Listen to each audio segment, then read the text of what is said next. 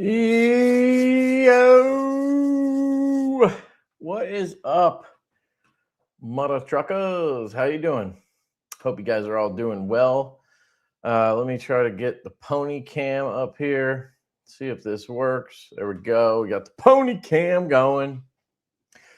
The pony cam. I can make it a little bigger. Let's see. Can I do the pony cam on this one? Swappity swap. There we go. That'll work. Try that. Do I have any other ones set up? Nope. Don't like that one. See, I like this one.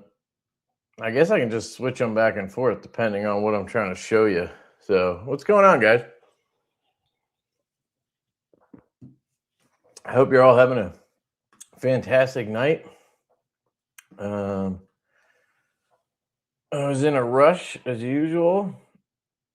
My son is sick again. He seems to get sick all the time. He came home from school or daycare yesterday with a mild fever. So he stayed home today. My wife was off work. Oh, you can see where he got me with some boogers. Probably should have changed my shirt, but what are you going to do? My wife was off work today because she's going to Disney tomorrow for a bachelorette. And, well, she ended up having to take care of him all day instead. And I took off tomorrow so I could go shooting because I'm trying to get my rifle dialed in for going to this beginner's PRS match next weekend. And I won't be doing that. So I'll be hanging with Oscar tomorrow. Luckily, I took off next Friday too, so I can go take care of the zero and everything then. I already have it basically zeroed, but confirm and that kind of stuff. But yeah, kids be getting sick. That's how shit be going. Bionic Nick, Dr. Pepper Vanilla is a fave of mine. Yeah, this is the best.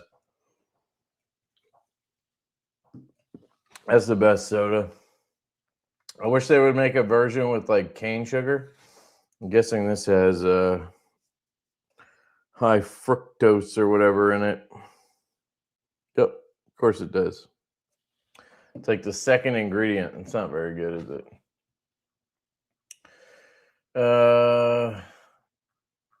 Let me see. Let me catch some of the channel members since I have you here. Henry G683, channel member. Shout out to you, Henry. Marco, sup. Jesse Adams, of course, channel member. Neil McKenzie, 4842. Shout out to you, dude. Thank you. Jim Miller. Sup, Jim Miller. Appreciate you, dog. Let's see. Paul Mills. Hell yeah, dude. I saw you ask, I don't know if you saw my reply, but you asked if the pony clips will fit on the Stout V2. The Stout V2 has a wire clip style slot and a screw that goes in from the outside. The Pony V2 has a internally mounted clip, so you cannot do that. It also does not have the wire slots. So, in case anybody was curious what crystallized titanium pink looks like on 80s, here you go. That's what it looks like. I think it looks pretty cool. And then I have Zircuti on my Carta. I think this looks really nice. Just adds a little bit of class to the denim, but it's not over the top. And then I have the pop camo with a purple kit on it. The purple is pretty subtle from Riot. If you hit it with some like alcohol or something, it'll get a little bit more purple, but it'll fade back pretty quick. I think Purple Tie is the only one where we have full kits. Well, just clip and backspacer. The rest of them are just clips because Riot did not drill them properly. I was able to squeeze this one on, but I had to like really press it on, and it wouldn't fit in the other two that I took apart. So it's not worth it for us to send those out because we don't want to put you guys through that. So we just knocked the prices down, and we're just going to sell the clips, except for the purple tie. That should be a full kit. Let me see who else we got here. Got distracted already. It's only been 2 seconds. This shit happens fast, doesn't it? Man, I just like dip off into another world sometimes. And then I'm like, oh yeah, what was I going to say?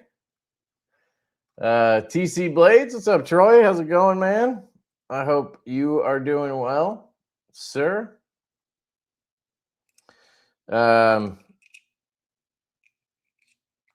He's got the Pony Stout. Do you have a couple? Wait, I'm not mixing anything up, right? You have the Pony. Thought I saw you had 2 of them, but maybe I'm wrong. I don't know. Could be misremembering stuff. Oh, Knife Standards. What's up, dude? What's cracking, man? Good to see you. Good to see you. I really wish I knew how to turn the sound off on this desktop camera phone. It no matter what I do, I'll turn the volume down and it'll just tick up a notch. I tried to set it before I entered the studio. Like I muted it, I turned the microphone down to 0, and it just like wants to drag it up to like 9. Some kind of weird default. Babies are always down with something, dude. Yeah, especially Oscar, man. He gets hit, man. Felt bad for him today. He wasn't feeling too good, and he had like bugs just dripping down. I had to constantly get his nose. During dinner, he was like blowing fucking bubbles out of his nostril. That shit's hilarious. That reminds me of a movie or something. I can't remember which one, but yeah. Kevin Smith, what's up, dude? Channel member. Daily Gear Guide in the house, also a channel member for 27 months, baby. He says, what's up, Kev? Evening, everyone. Evening, sir. Good to see you. Good to see you. Deadhead, what up? Thanks for the vid and pics on the fancy pants clip on the Pony. Excited for tomorrow. Hell yeah, guys. The drop is tomorrow at noon Eastern for the Pony V2. Hopefully you guys are picking one up. We would greatly appreciate it if you do. I know that times is tough, and I've been hearing that the knife market is down. A lot of guys I know that have companies are telling me that their sales are down. So, I'm guessing obviously it's tough economically right now, but if you can swing it and you want one, pick one up. We appreciate it. Make sure you use a discount code, get 10% off. I don't know how many places you're going to get a Riot built knife in Vanex and titanium and camo carbon or crystallized tie or denim micarta or brass for under $250 out the door. I mean, it literally should sell itself. Of course, I'm here to sell it, but it should sell itself. Let's see. Marcel, what up, dude? Oh, I mean, you have fantastic timing, sir. We had a nice O-Light video today. Did you see it? I hope you saw it. It was about the O-Clip Pro S. I know you are super intrigued Buy the O-Clip Pro S. It has 3 modes. You got UV, you got RGB, and you got a regular flashlight mode.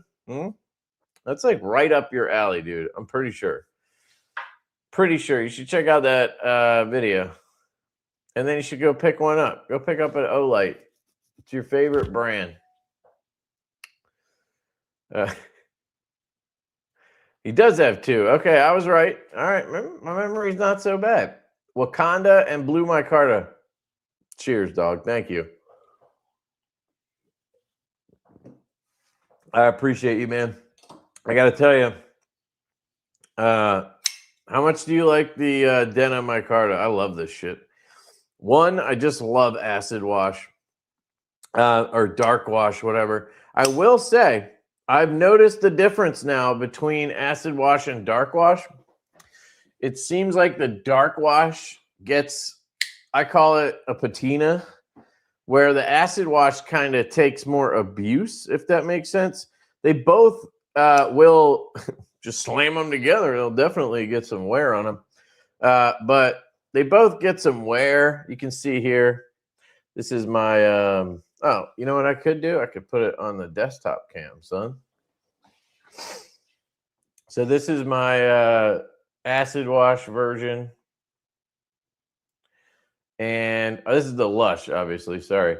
And like around the tip, there's some, you can see that area right there. It's been very difficult to get off.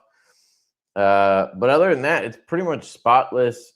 You know, it's got that darker acid wash look. I don't know if the lighting on this is just shit or what. I have a light on it, so I don't know why. But this camera is better than this camera, but somehow it does not show that way. You know what I should try is I should try switching. Let me see if using a different camera or something would work. Settings, camera. So I'm using the back camera. Maybe I need to use a different setting. Back telephoto, back dual camera, back ultra wide, back dual wide. Oh my God. Back triple camera. Like, what the hell, dude? So this is the back camera. Ah, that's the one. Okay.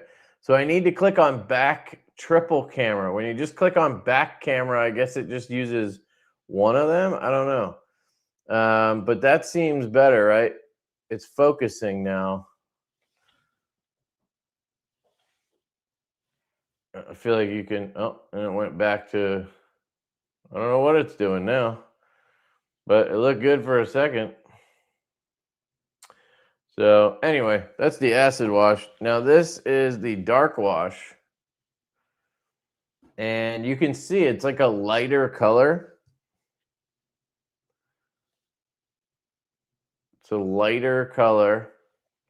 It's more uniform, where the acid wash has those like pop marks and shit.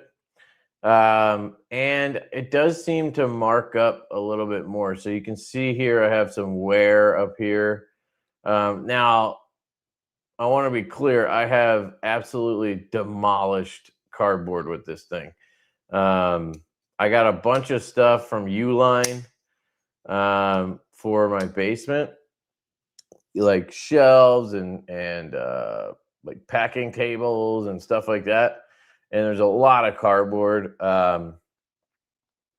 And like I've probably cut up, I don't know, like 100 boxes in the last couple of weeks. And I basically use this one for most of it. So this thing's been through something. And so it's held up really good for that. But to me, this is kind of like a patina on a blade, you know. But just something to note, that this does not seem to stay pristine, if that's something you care about. I feel like if you get an all dark wash knife, you're probably not caring about that.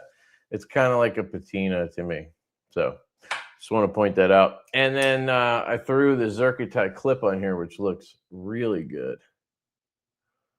I think that looks dead sexy. Of course, it's only the clip because the backspacer didn't fit. And then I threw the crystallized tie pink on the 80s. Let me know what you guys think of that. And I was able to squeeze this on, like I said, but it didn't fit the other one. So it's going to be hit or miss. And we don't want to sell you guys stuff that won't fit and then have you reach out. That would just suck. So we're just selling the clips for, I think the crystallized tie ones or whatever, they might be like $25 or something. It's not going to be crazy, but that looks sick.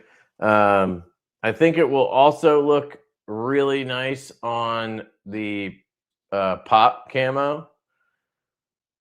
Probably even better on the pop because you have the purple in there too. This one I threw the purple kit on, like I said. I'll show you what it looks like if you hit it with a little bit of alcohol, but again, if you wait like 10 minutes, it's going to look just like that. So it's, it is what it is, but see if it shines up a little bit more. Yeah, at least in person, in the right light, it gets a little more purple to it. See that? But then it gets like this kind of just blasted look after a minute. Well, maybe I can show you there versus that. Yeah. It's like the right light and there. It's almost like gray. It's weird.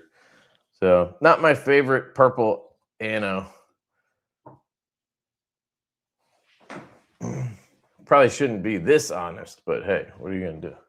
What are you going to do? Look, a squirrel. Yeah, exactly. That's what just happened. What was I going to show you?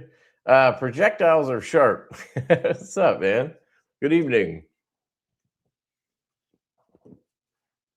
Good evening, sir. Nick has the OG Blue Micarta with black DLC blade, and he loves it. Hell yeah. It's not DLC, though, dude. It's PVD for sure. I know you're just saying DLC because it's black, but I have to be very particular about that because I don't want people to take something the wrong way. But yeah, those 14C ones are definitely PVD black wash, which is one of my favorite finishes that we used to do a lot. Now we don't do it because we do a lot of DLC. And I did want to tell you guys, we are going to be doing DLC Stonewash, which will be a black wash with DLC, essentially. At least I hope. Kubi's working on it. I know it can be done because Jack Wolf does it, and that looks pretty good. But when I tried to get them to do it, I told you this story already, I think. But when I tried to get them to do it, I told them I wanted a DLC with black wash, a black wash with DLC. And they misunderstood that. They thought I actually wanted a PVD black wash and then DLC on top of it. So I did tell you because the knife I gave away last week to actually Derek won it. It had the DLC black wash. So that knife is like fucking impenetrable. Okay. But they're going to try to do a DLC Stonewash and we'll see how that goes. But missed you in Texas. I know you only do Atlanta, but still. Yeah. Don't worry. We'll start doing other shows. Or maybe we can like trade off, maybe. Like Colin could go to one and I could go to the other and just show up. We don't even have to have a table, but like, I don't know. I really like being at the shows, but with the little kids, and now obviously Colin has a newborn. It's just a lot. And I don't like leaving my wife with both kids for, multiple times a year like that. So we'll see. But yeah, we definitely do Atlanta. That's the best show anyway. Although I did hear Texas was awesome. The OG Pony Stout was my first community knife. Awesome, dude.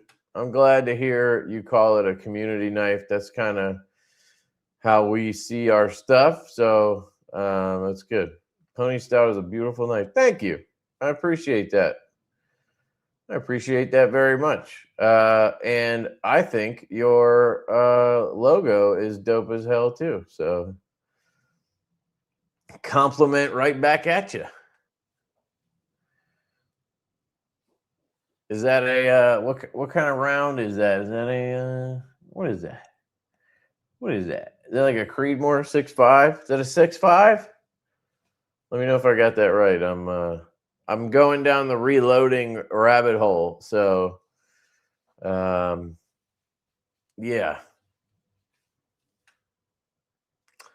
I'm very excited for the Binge L and the Big Boy. Hell yeah, dude. I didn't tell you guys. So or maybe I did. We paid for and ordered the prototypes for the Mega Boy.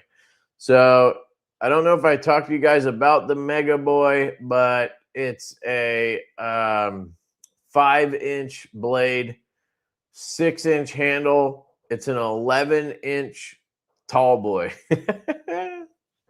And I am fucking excited about it. So yeah, we have a ginormous tall boy coming called the Mega Boy. And naturally, I reached out to White Mountain Knives and I said, hey guys. Well, I really just said, hey Justin, because that's the guy at White Mountain. I said, hey Justin, we're going to be doing the Mega Boy. And I figure we should probably do a Mega Growler. What do you think? And he said, I'm in. So we're going to do a Mega Growler too. We're working on that. We got to dial in, get the drawing and do the prototypes and shit before we confirm the prototypes. But I'm hoping that they can get me Mega Boy and Mega Growler prototypes for Blade Show, because I think I want to get those in and get them in people's hands and see, like, is this, obviously it's a novelty knife. An 11-inch folder is pretty ridiculous, which is really funny coming from a guy who probably said 3 1/4 or like 3.3 was the most I ever wanted to go. Colin talked me into 3.5, 3.6 on the tall boy.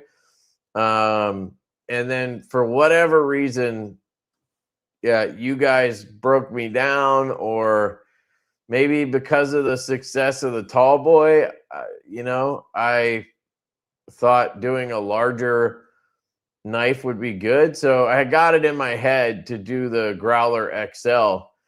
And as soon as we did the Growler XL and we got the prototypes, I basically was hooked on the idea. And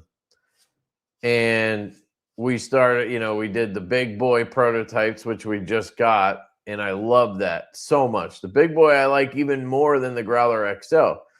And so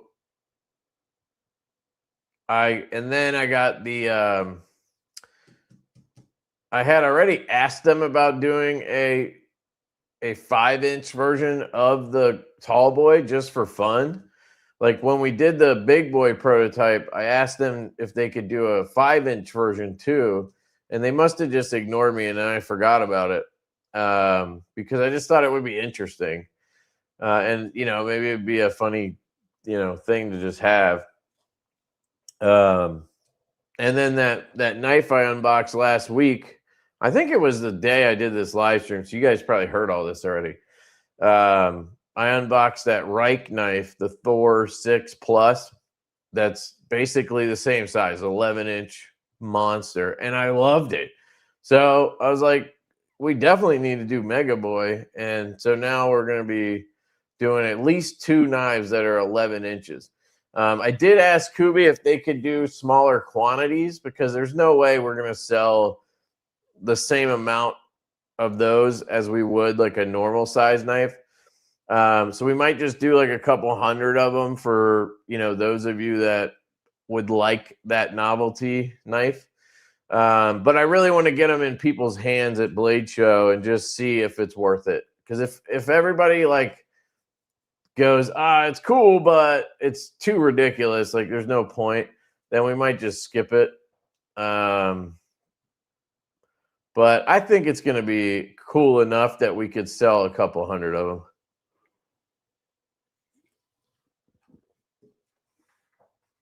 Carrie wants me to get her a left-handed crystal tie. Hell yeah, dude.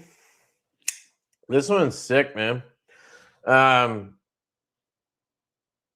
Yeah, hit me up, dude. After the drop, I might be able to, we could figure something out on this one. Because I already have a few of these kind of set up for me, so I'm probably going to keep a few of these. I usually don't keep all of them just because. This is the blue crystallized titanium. So you have blue crystal tie inlay, blue crystal tie backspacer. I wish we had done the clip. And then not only did we not do the clip, we were matching the clips to the handles. That's something that Colin really likes. And for the longest time, we always did the accent color on the clip because that's what I kind of gravitate towards. So when we started doing more of these titanium handled knives like the Saloon, whatever, with inlays, we started doing matching clips to the handle. And I think that's the right thing to do. But like for me, I still like the idea of having the clip match the other stuff.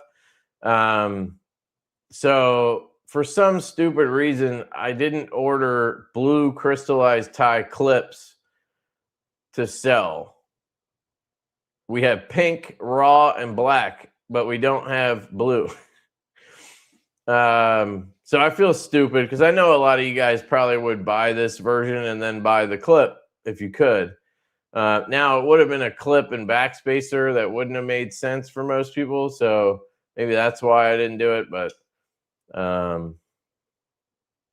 anyway, yeah, Troy, you can always hit me up about that. Because I took this one apart and put skiffs in it and put the purple kit in it. I took this one apart and put skiffs in it and put the pink crystal tie kit in it. And I took this one apart and put skiffs in it. And then I put this Zircuti clip on it.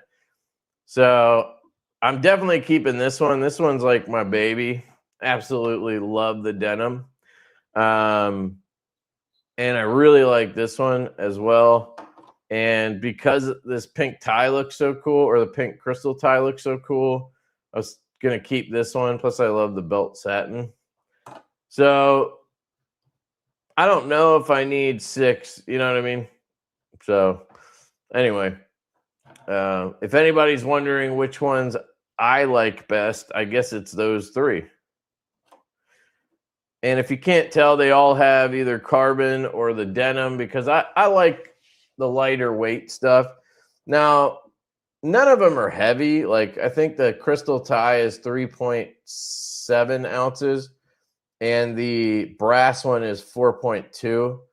And then the carbons and the denim are 3.2. At least that's what I got on my scale. If anybody cares enough, I can go confirm it right here. We can check.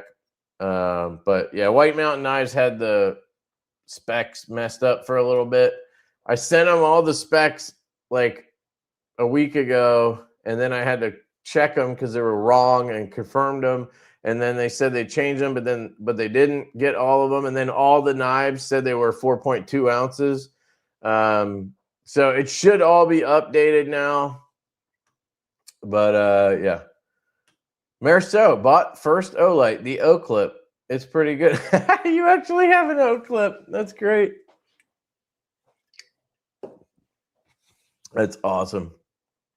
I'm glad I have an OG though, just in case I don't get one. I mean, if you try to get one tomorrow, I'm sure you're gonna get one. I don't think they're gonna sell out very fast or anything. Like you can still get a couple of versions of the Lush V2. That surprises me because this knife is ridiculously awesome. I love this knife. They came out so good. And these were also really affordable. They're a little bit more than the ponies are going to be, but not by much. So, you know, it is what it is right now. It's harder to sell knives, so they might stick around a little longer. I mean, we sold most of them right away, but that's kind of what happens with our stuff. Like if it doesn't sell like instantly, then it'll usually stick around a little while. Like you might have 10 left and they'll take like 3 months to sell 10 knives. It's weird, but it is what it is. Let's see. Way better than I thought I would. Not sure what you meant there, but hoping. Oh, the denim. Yeah. That one in your hand is the one I want. Ah, shit. Which one? I've had so many. Probably the denim or the blue crystal. I don't know. El Gatito Malo 24. Remember, for 11 months, regulators pony the up, baby. Hell yeah, dude. That's right. Thank you, sir. Fireworks for you. Thank you. Yep. I'm all about that rear camera. You know what I'm saying? Back it up, baby. Yeah, I was wondering, am I just too close? That version is sick. I'm okay if it patinas. Yeah, same here. I will say though, if like, you know, if I had the choice, like I did have the choice, I guess we had the choice. I just didn't remember that there was a difference at the time. I would have done acid wash on the blade. That's what we did here. I didn't realize that there was a difference. I thought these were identical until I looked at the sheet, and this one says acid wash, the other one says dark wash. So this is done with a etch, right? And then it's tumbled as well. So it gets those two treatments. This one is basically bead blasted with a darker material. Like I think they use the aluminum oxide, whatever, you know, like you would get with a dark blast, like a Jack Wolf handle, right? We've done some dark blast, and then they tumble that. So it doesn't have the same effect as an acid etch and wash. It's a little different. I'd say it's a little less corrosion resistant, maybe. And it seems like it's a little less resistant to like wear and stuff. But that can also be a positive. So it's kind of like you know, like people like patina and shit like that.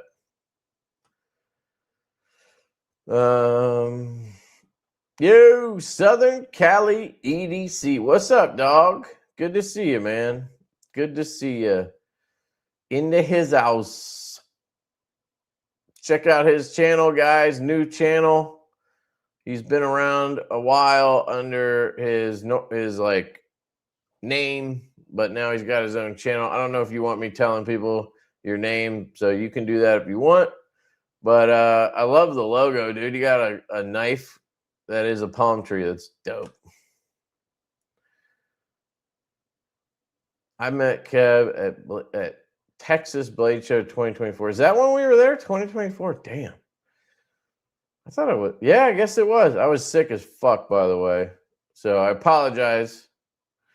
Sometimes I get messages after shows and I feel bad because people are like, hey, man, I saw you at the show, and you were like, sometimes they'll be like, you were a little, I don't know, like just maybe the expression I had on my face at that moment, or I'm tired as fuck, and I feel like I'm always nice to everybody, and I talk to everybody and shit. Like I don't, I'm never rude to anybody, but you can always put off the wrong impression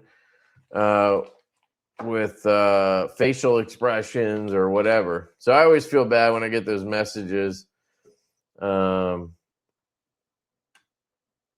if you ever see me at a show, just come say hi.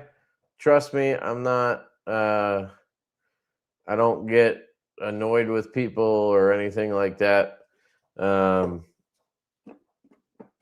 But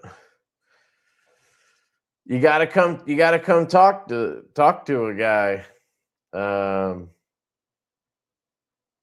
Don't just look at him across the room and then make an assumption.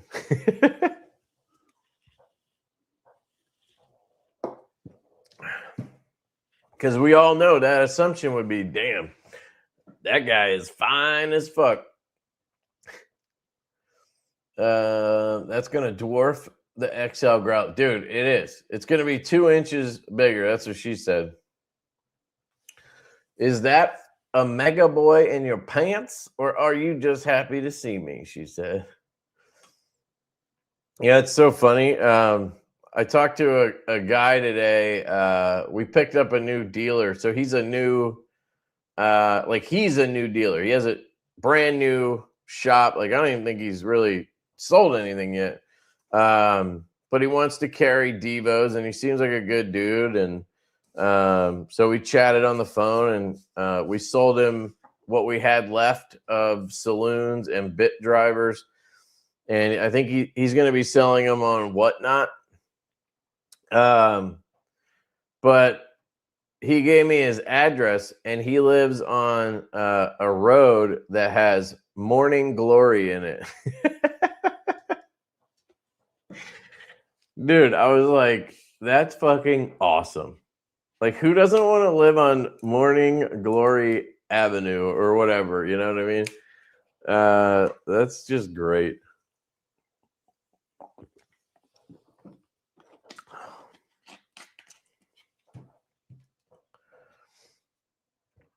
Yeah, so I was talking to the same guy, right? This new dealer, and his name's Ed. Trying to remember the name of his shop. It's Sasquatch Tactical Sasquatch, something like that.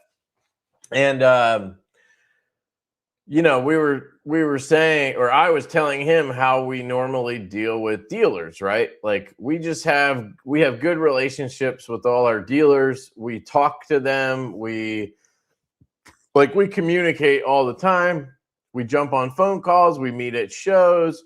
Like, we're friendly. It's not a very professional relationship or corporate relationship. We don't do business with Blade HQ or Knife Center, really. We have in the past, but right now we're not.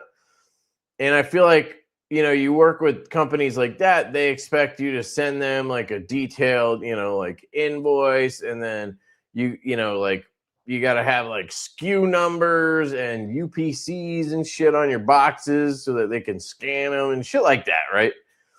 Barcodes and stuff. That's not how we roll. And we trust our dealers. So there's not we'll put in orders and we'll pay for everything up front. And then when the knives are ready, we'll invoice the dealers or whatever, right? So if a dealer decided he wanted to bail on his exclusive or something, and didn't want to pay us or whatever, we would kind of get screwed, right? But we don't worry about that because we have, good relationships with all the dealers. Anyway, my point is it's like a friendly relationship. It's not a normal, I think, setup. So we don't have all this weird stuff. Like we don't give our dealers MSRP and map pricing and shit like that. We just talk. We just talk to them. And if a dealer has a bunch left over and they need to recoup some money and sell them for less, they can do whatever they need to do. You know what I mean? I just wouldn't want a dealer putting a brand new knife up for some crazy price when all the other dealers have them up for the standard price. That would just, piss off other dealers. Like that's just common courtesy. I would, but we don't have that problem because again, the way we do it. And so anyway, we were talking about that and I was like, yeah, it's, it can be difficult to have a relationship like that strictly through email or text, right?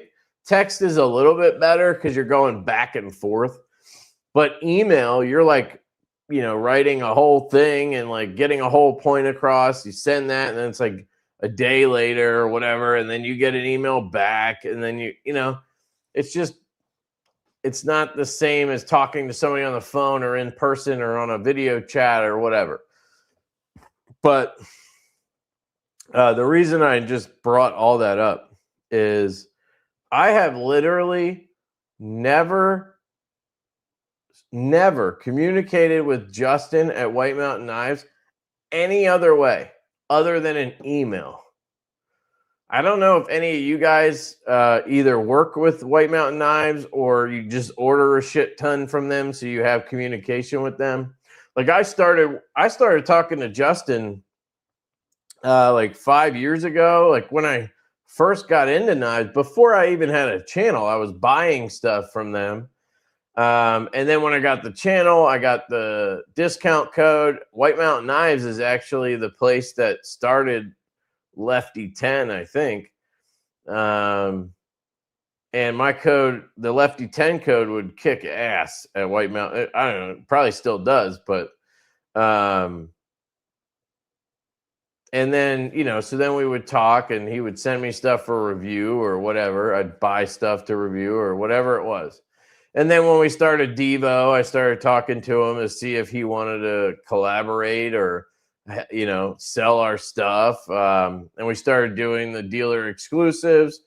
And anyway, so I've been talking to this guy for 5 years, 6 years, probably, I think since 2020. Easily, since 2020, actually. So almost 6 years. And not once have I texted him, have I gotten a phone call from him. Everything is an email. And it works. Like we understand each other. He's a really good guy. He's easy to get along with. So I think that makes it work. But that's pretty unusual, I feel like. So it's kind of a interesting thing that I hadn't really thought about too much. But anyway, shout out to White Mountain Knives.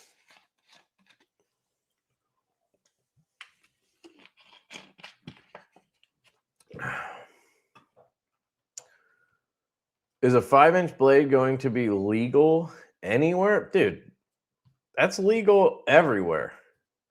This is America. Don't let people tell you what size knife you can have. I'm just kidding. If you buy one, follow all your state and local guidelines. I'm not an attorney, and everything I just said was alleged. But yeah, I'm sure plenty of people I can have it, so I don't know. People love big knives. You'd be surprised, bro. Yeah, I don't know about that big though.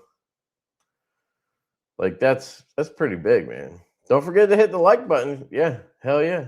Don't forget. Ronald Dobbins, what up, dog? How you doing, man? Good to see you. Denim inlay, dark wash tie is my favorite. Hell yeah. Weight has never mattered to me, honestly. Well, it matters to me if it gets to be too much. It also depends on the knife. So, like, for me personally, I've carried this one around and I've had no problem carrying it. It's like, but let's say I was a consumer on this, right? I wouldn't buy this version for two reasons. I'm not a brass guy in general. My hands don't really cooperate with brass and copper. They get kind of smelly from them. So I always call them smelly metals. But a lot of people like brass. So, and Colin really likes brass. So this version was kind of a Colin version. And I think it's cool to have some different stuff, obviously, because we do a lot of the colorful camo stuff, and not everybody wants that. But I carried this and it was fine. But the other reason I wouldn't personally buy this is the weight. Like, if I can get some cool colors and save an ounce of weight, of course I'm going to do that, right?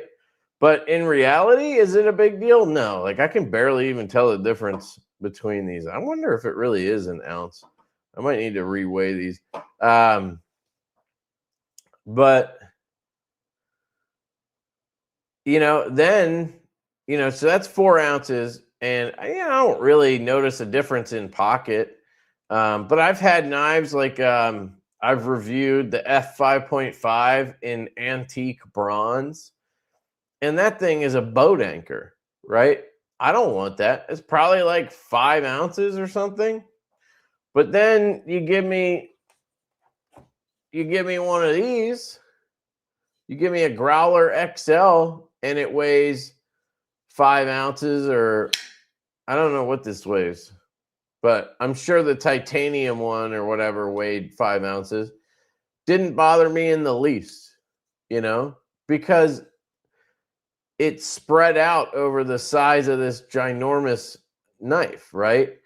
So that makes a big difference. If you have a knife that's 5 ounces and it's this size, or you have a knife that's 5 ounces and it's this size. Now, this isn't 5 ounces, it's 4. But my point is, I would rather carry the bigger knife that's the same weight instead of the smaller knife that's the same weight, because it kind of just like anchors all the weight into that, hopefully that made some sense. But yeah, we're gonna order prototypes of the Mega Boy, so it'll be 2 inches bigger than this one. It's also what she said. And we are prototyping a V2 of the XL that has the front flipper on it, that you're going to see shortly on the V3. So we have a regular sized 3.3 inch blade version of the Growler, the V3 Growler, coming out soon. And that one is going to have the front flipper on it, top flipper style. Hoping you guys like that.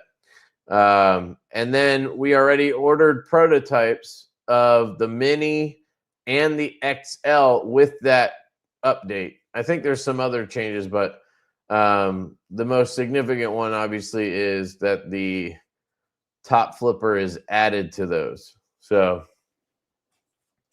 we are circling back through the Growlers pretty quick to try to get them back out to you guys. Hell yeah, Deadhead. Thank you, man. I appreciate you. Fireworks.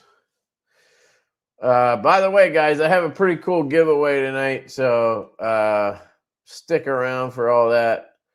I got to unbox something, and then I have something else I'm going to give away to you guys that I think you will like.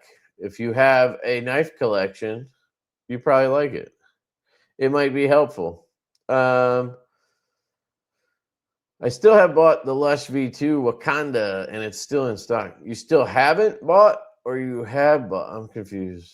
But yeah, that's still in stock. Wow. I'm surprised the Wakanda didn't do better. Usually the purple stuff does really well for us, but I get maybe it's different because it's on TPK. Then again, we just sold the last purple Nurple Saloon. So Satin Blade with the purple camo. And we did the drop and we sold all the Wakandas. Like we couldn't keep Wakandas in stock. And we had 20 of the purple Nurples left, I think. And that how long ago did we do the saloon drop? It was a while ago, I think. We had those last 20 until today. It's just the way it goes. It's all good. I'm the jolliest person there is. But Carrie says I look unapproachable. Yeah. Man, I think that's the word the guy said. Like I think he said I was unapproachable or something. I don't know. I feel bad because I don't want to give anybody that impression. You know, I'm always happy to see people, especially people who like watch the channel or follow Divo and want to talk to me. Like that's fucking cool, you know? So yeah. But I also can't control how someone else takes an interaction, you know. Even if I think it's positive, maybe, you know, it comes off the wrong way or whatever. That's one of the reasons talking about like emails and text, like that's one of the reasons it's tough to have a relationship with somebody strictly through text, because it's very hard to get your tone across. You have to like both of you have to be able to understand and read people's tones or not assume things, right? Because I feel like when you read emails, it's easy to assume somebody is like pissed off. It really is. But most of the time, it's just, you know, it's just the way you're reading it. You're taking it the wrong way or whatever. I always find that interesting. XL tall boy is what I'm after. Yeah, the big boy. Don't worry, it's gonna be coming. It's gonna be coming. Kev, you very nice to me, bro. I was like, oh shit, Lefty. I was working the Kaiser booth. I want to go again, but not work this time. Yeah.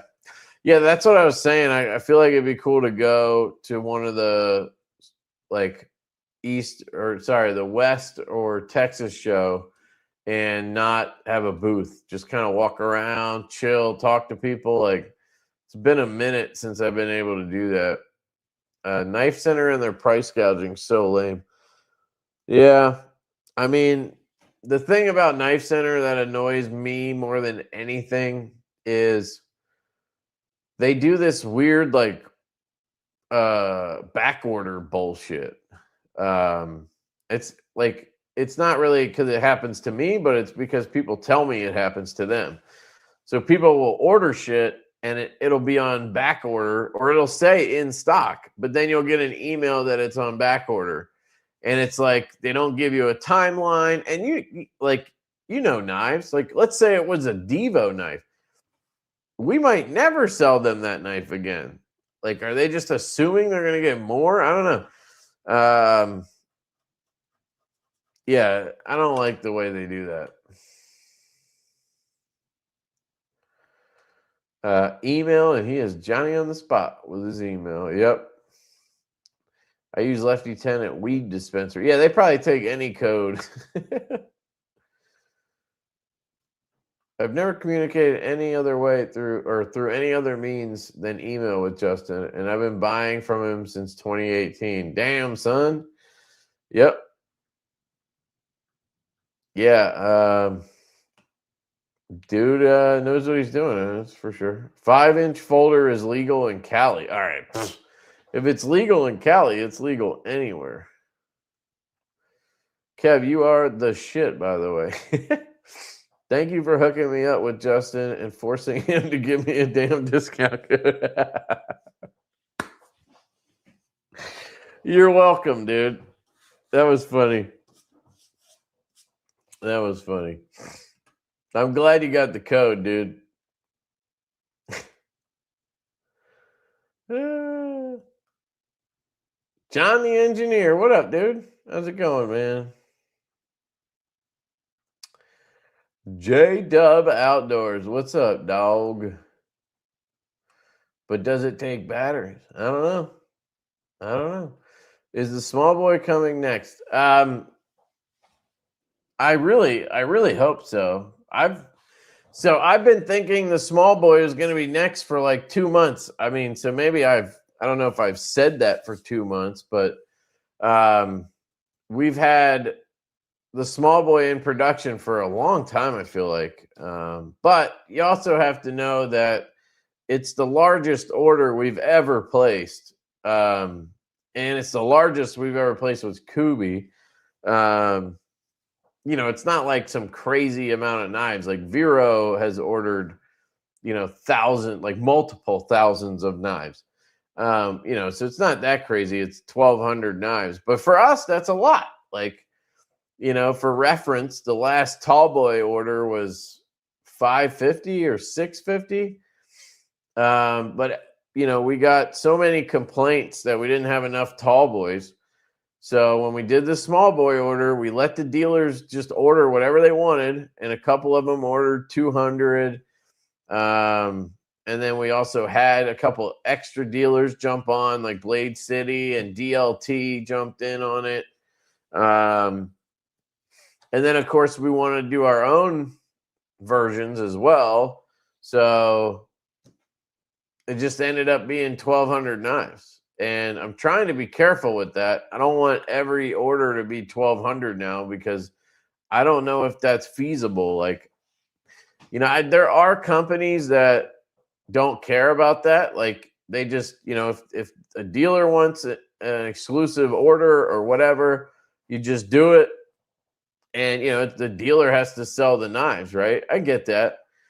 But my theory is if we get all these knives for dealers and then they don't sell them fast or whatever, they're probably not going to want to keep ordering new ones, right? Like, does that make any sense? So you got to be mindful of that. I don't know. So we're kind of just playing it by ear and seeing how it goes on the small boy. Also, that order is tying up a lot of our cash flow because we pay for the deposit and everything up front out of pocket. We don't have the dealers pay anything until the knives are ready. Because if a dealer has that much money tied up for like 6 months or whatever, it can really suck. I know. But so that, we haven't been able to order more stuff. So yeah, we got a lot riding on the small boy, I guess is the way I would put it. Hopefully it goes well. But once that comes in and we get paid for it, we will put in an order for the Nitro is the plan. And then the Nip V2 is going to follow that one up pretty quick. I think we're just going to go ahead and do both at the same time. We're probably not going to wait until the Nitro comes in and then do the Nip V2. I think we'll be fine if we just do both. And we should be getting some more dealer exclusive orders in. Just waiting on protos for the Binge Large. So we'll get that one going. We have the Growler V3 in production now, and then we'll be doing the Mini V2 and the XL V2, and then of course we're going to have the Mega. So we got some stuff with White Mountain going. And I'm probably forgetting some stuff. We also have all the stuff that we have licensed right now, which like none of it has come out. Seems like they're really slow with that stuff, but Kaiser, obviously, we've been dealing with this mash button lock for, my God, it's been over 2 years at this point, I think. Yeah, definitely over 2 years. Like, I started talking to Kaiser about the mash button lock back when Blue Creek Knives was going out of business. How long ago was that? I mean, it has to be almost 3 years now. And then Remet is doing the bender. I'm excited for that. I did confirm with them they're going to do lefties, so that's cool. And then Vosteed is apparently the the nipple is in production right now. And they're supposed to do lefties of that. So that should be cool.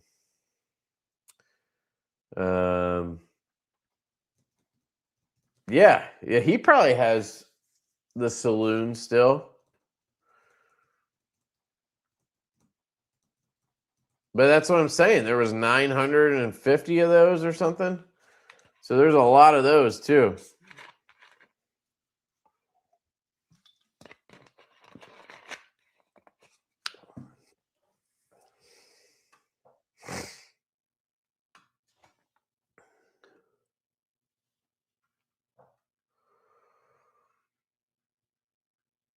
Let's see. Discount codes are just part of the reason I love White Mountain. Yeah, I mean, that's a reason a lot of people love them.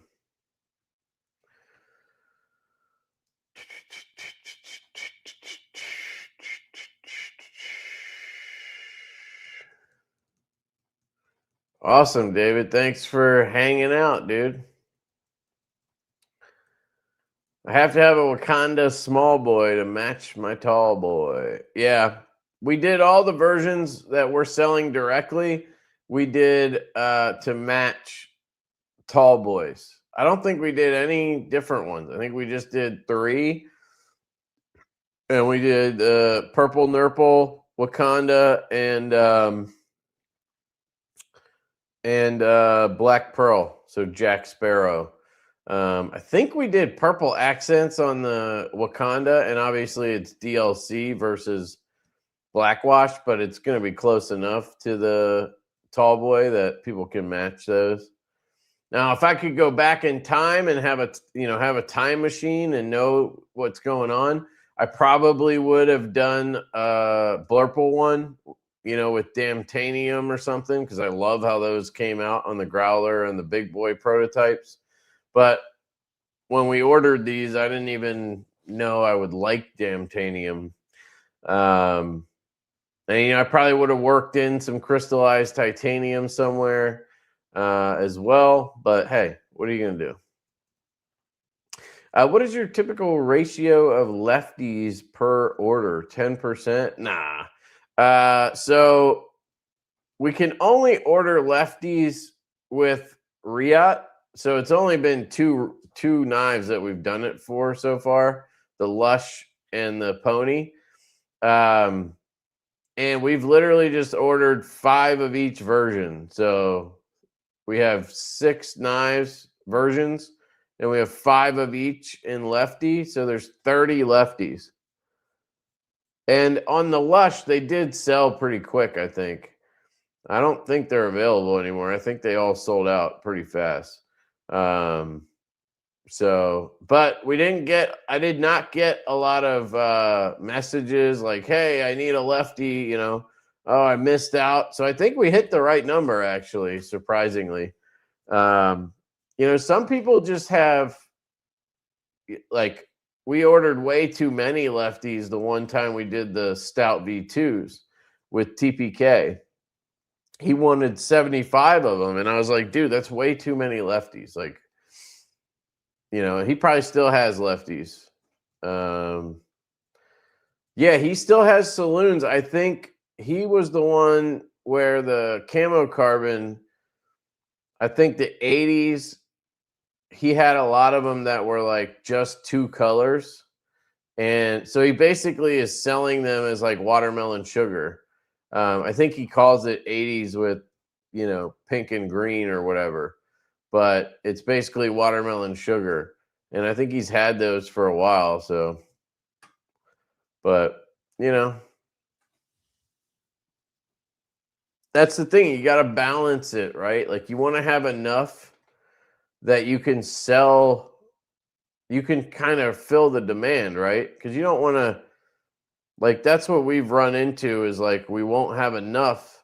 And then people get upset, or we're getting messages like, you know, when are you doing the next run of whatever? But like, we don't, when we place the first order, we don't know how popular something's going to be. And we have to be careful. Like, I don't want to order 1,000 of something on a first run and then it doesn't do that well. And it's like, you know, like for example, the Chaser and the Saloon, they did well, but they didn't go crazy. Like the Tall Boy, the Mash, those usually do really well. But the first time we order them, we don't know that. So we kind of feel it out. And if it does really well, then we'll do another order. And try to fill that demand. And that's what we did with the Tall Boy. But even that wasn't enough. So there's just something, I think, with that model. People just love that model. So that's why we're trying to lean into it with, you know, small boy, big boy, mega. We're working on a Tall Boy V2, like a standard size one in a V2. We're going to go to Riot with. So we're working on that. We didn't get that far yet, but it is in the works. Did you do a Growler V2 in purple? I don't think so. I think the Growler, I was talking to Knife Addict Dylan about this earlier. The Growler, the regular size one, has not gotten the premium treatment yet. So we have not done a Growler normal size with inset tab lock, with camo carbon or titanium, or with premium steel. We've done the mini and we've done the XL. The XL we did 154 cm, but other than that, it was, you know, we did tie and camo carbon and shit. Premium blade finishes. Like, I don't even think we've done a Growler V2 with a true belt satin. I think the last time we did a Growler, we had, you know, Kubi was doing that stupid belt satin where it was like fake. They did like the horizontal on the flats, but then they did a machine satin or something.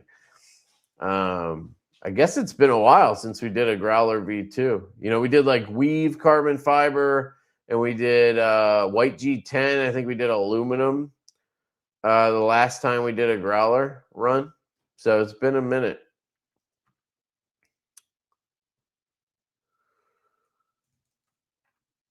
Yeah, there you go. Because you probably got into it, or you probably like found Divo after the last you know, Growler run, regular size, which I guess has been like 2 years now. So on the V3, yeah, no, the V3 it's in production. It would have been done before the small boy. I think it would have been done before the Pony Stout. But Kubi gave us the wrong thickness on the camo carbon.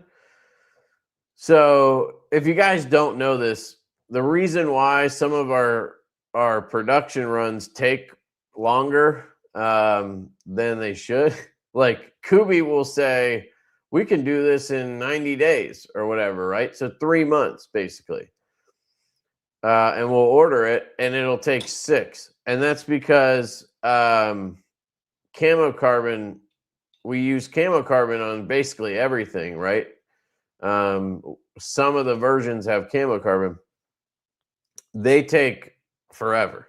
So like they'll quote you 8 weeks to do camo carbon, but then I swear it takes like 4 months, you know, and then it has to get there, and then they have to cut it and process it, all this shit, right?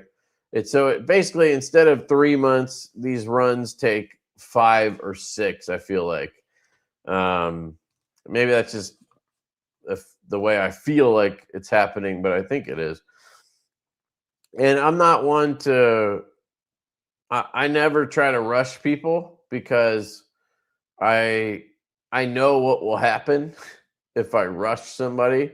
Like if you rush China on an OEM, you're gonna get shitty knives, right? Like they're not gonna do as well because you're rushing them. Like that's just the way it is. I think the same would go with camo carbon. If I was like on his ass all the time, where is it? Where is it? You know, he would either rush it and it wouldn't be as good, or probably get pissed off and then we wouldn't be able to fucking order it anymore, right? Like who wants to work with somebody that's up their ass all the time? So we just let things play out, and it like the end result has worked out for us. Just takes a little bit longer, and it's just patience, you know. But anyway, they had to do a rush order with camo carbon to get it remade because of the thickness, and they just got that like last week or this week. They got the sheets, so I'm guessing the V3s are going to be done very soon too. I'm hoping the small boys will be done first because they've had that camo carbon for like at least a month now. But Chinese New Year was in there, and that always fucks everything up. They're basically useless for a month and a half because of Chinese New Year. It's crazy. It's like it's a 2-week thing, but they need like 2 weeks to wind down and 2 weeks to wind back up. And honestly, it's more like a month and a month. Like it's a super long like rebound. So anyway, long story short, the Growler V3 is going to be coming very soon.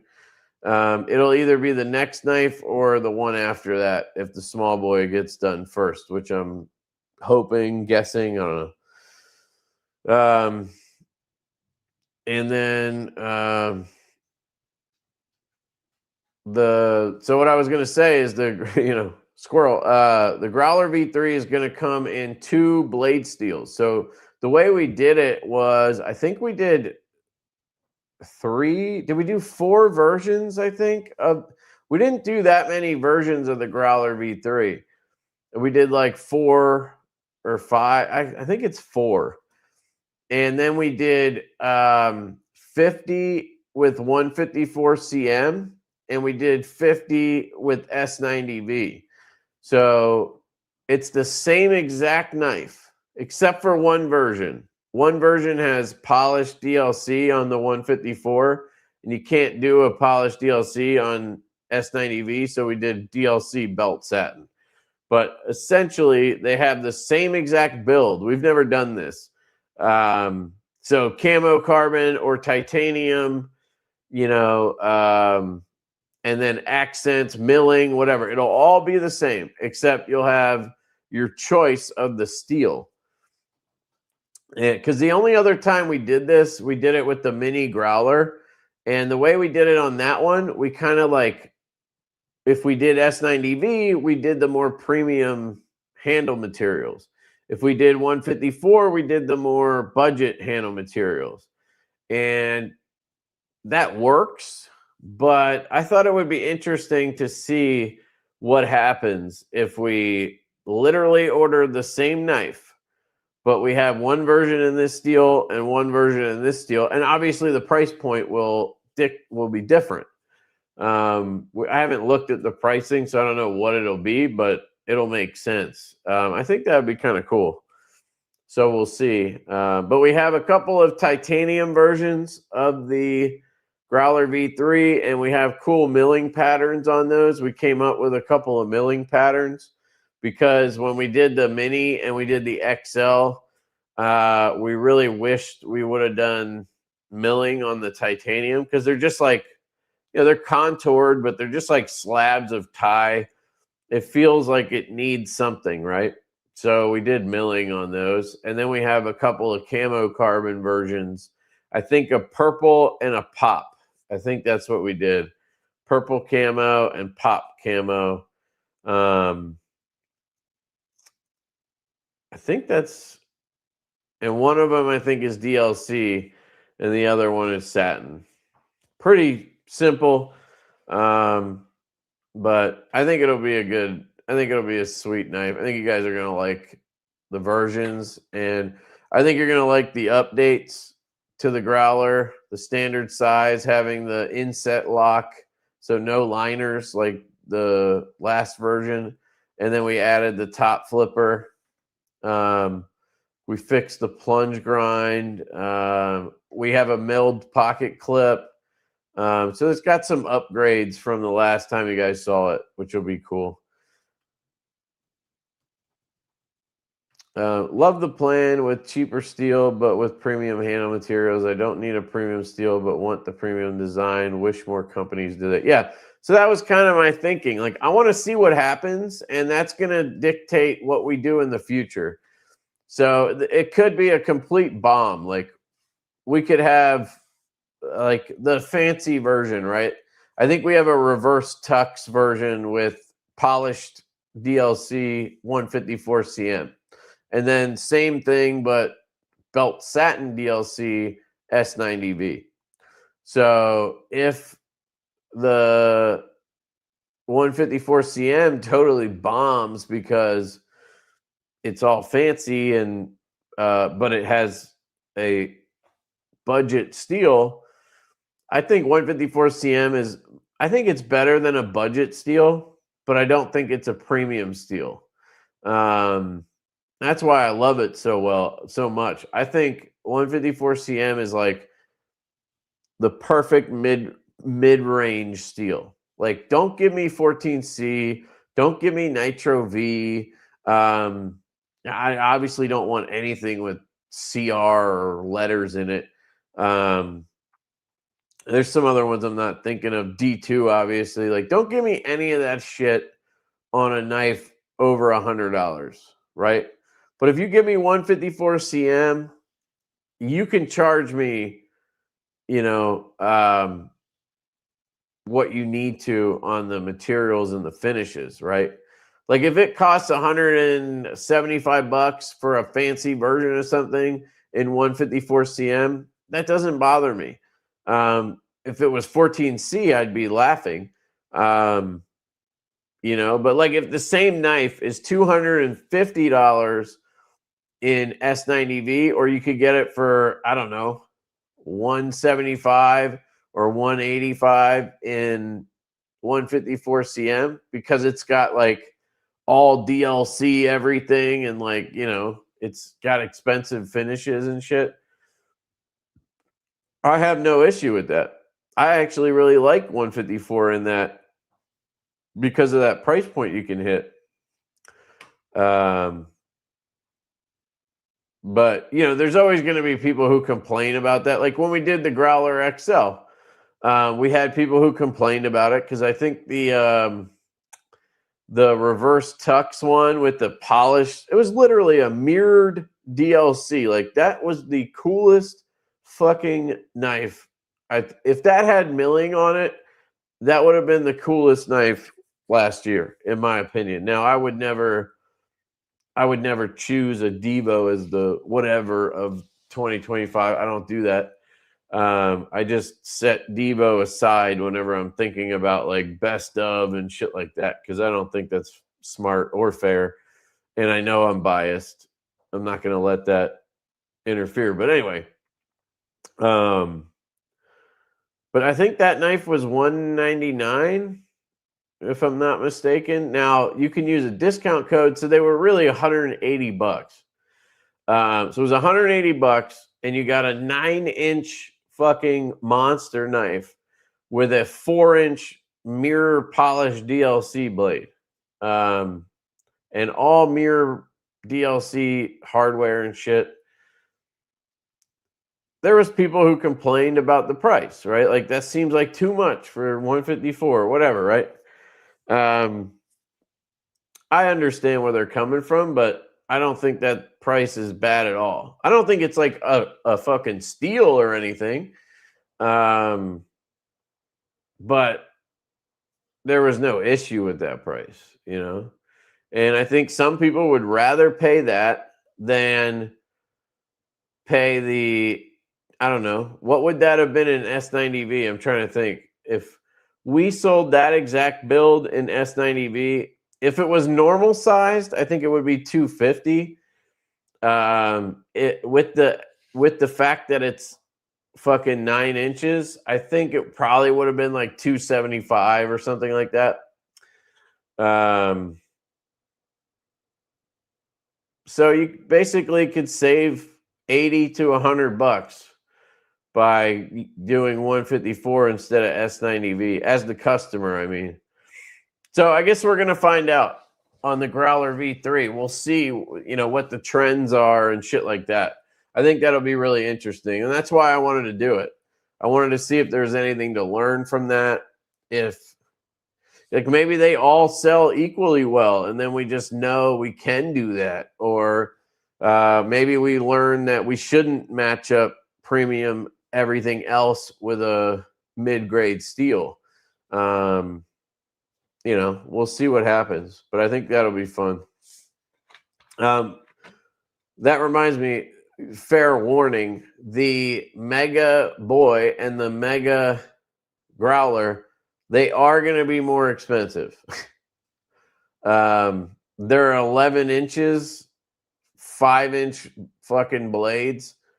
It's going to cost more to manufacture those, and they're going to be lower quantities too. So just know that you're not going to get a mirror polished Mega Growler for the same $180, right? Like, I don't know what it'll be, but it's not going to be a Thor 6 Plus where it's, you know how much that Thor 6 Plus is? The Reich knife that I reviewed? I think it's $800 retail. Like, I don't think it's going to be $800, but it might be, yeah, I'm just guessing because shit, they might charge us $300. I have no idea yet. But maybe it'll be 250 instead of 200 because it's that much bigger. You know what I mean? Another reason why I think doing smaller runs of those is good. What's the HRC on one? So 154 CM. Kubi's 154 CM is 60 to 62. Usually it comes in like when they send us the punches, usually it's like 61, 61 and change, something like that. They usually like they have the same range on S90V. So like S90V, 154 CM, I think even M390, most steels, their range is 60 to 62. They do a cryo cycle and they do a vacuum fucking heat treat or whatever. They do some cool shit. And I've noticed that their S90V tends to be a little bit higher than the 154 CM. I don't know if that's for a reason, like maybe they've found you get better performance at a 154 CM at 61.2 instead of 62. But it could also just be coincidence. The S90V, for the most part, I've never seen it below 61.5. So their S90V that I've seen has always been 61.5 to 62. But I've seen the 154 get down right around 61, which is still really good, I think. So there might be a reason for that. I don't know. There is a guy who he reached out to me. He started doing HRC punches, and he like works in a lab or something. you guys may have heard of this. But he reached out and he asked if we wanted to send any knives in to get punched. And I'm meaning to do it. I just need to grab some of the personal knives I have and send them to the guy, because I think it would be interesting to test some of them and confirm what Kubi tells us. Now, I think based off the experience that people have had and I have had, I don't doubt what Kubi tells us, but it's always good to check, if you can. So I think, doesn't ProTech use CPM 154? They might use CPM 154, which is different. Yeah, I think his name's Taylor. I think you're right. Yeah, if you guys have any feedback on him or whatever, let me know, because I don't, he just hit me up and he seems like a good dude. I didn't get any shady vibes or anything. So I was just going to send him a couple knives to punch. I will always buy premium steel over budget, not hating on 154, but if I'm paying 150 for a Divo, I'll pay 200 or whatever for S90V or Vanix. Yeah, no, I get that. I would probably do the same thing personally, but I think there's a lot of people that would rather pay the less and get 154, because honestly, like if you took all my knives away or whatever whatever the saying is, you put all my knives in 154 CM, I don't know if I would be able to tell a difference. I don't know. Like I've used a lot of 154 shit. I've used a lot of D2, because that's what Kubi, at least, that's what they prototype stuff in. So I have cut a lot of shit with D2, and I actually think it's good. Like their D2 is good. I mean, you code it, you put a DLC on it. I don't know. I don't think we're ever going to order it just out of principle, because I don't know if people would want to buy it, but I've honestly I haven't had any issues with their D2. Even the uncoated, like satin blade, stuff like that we've done on prototypes, I've never had one rust.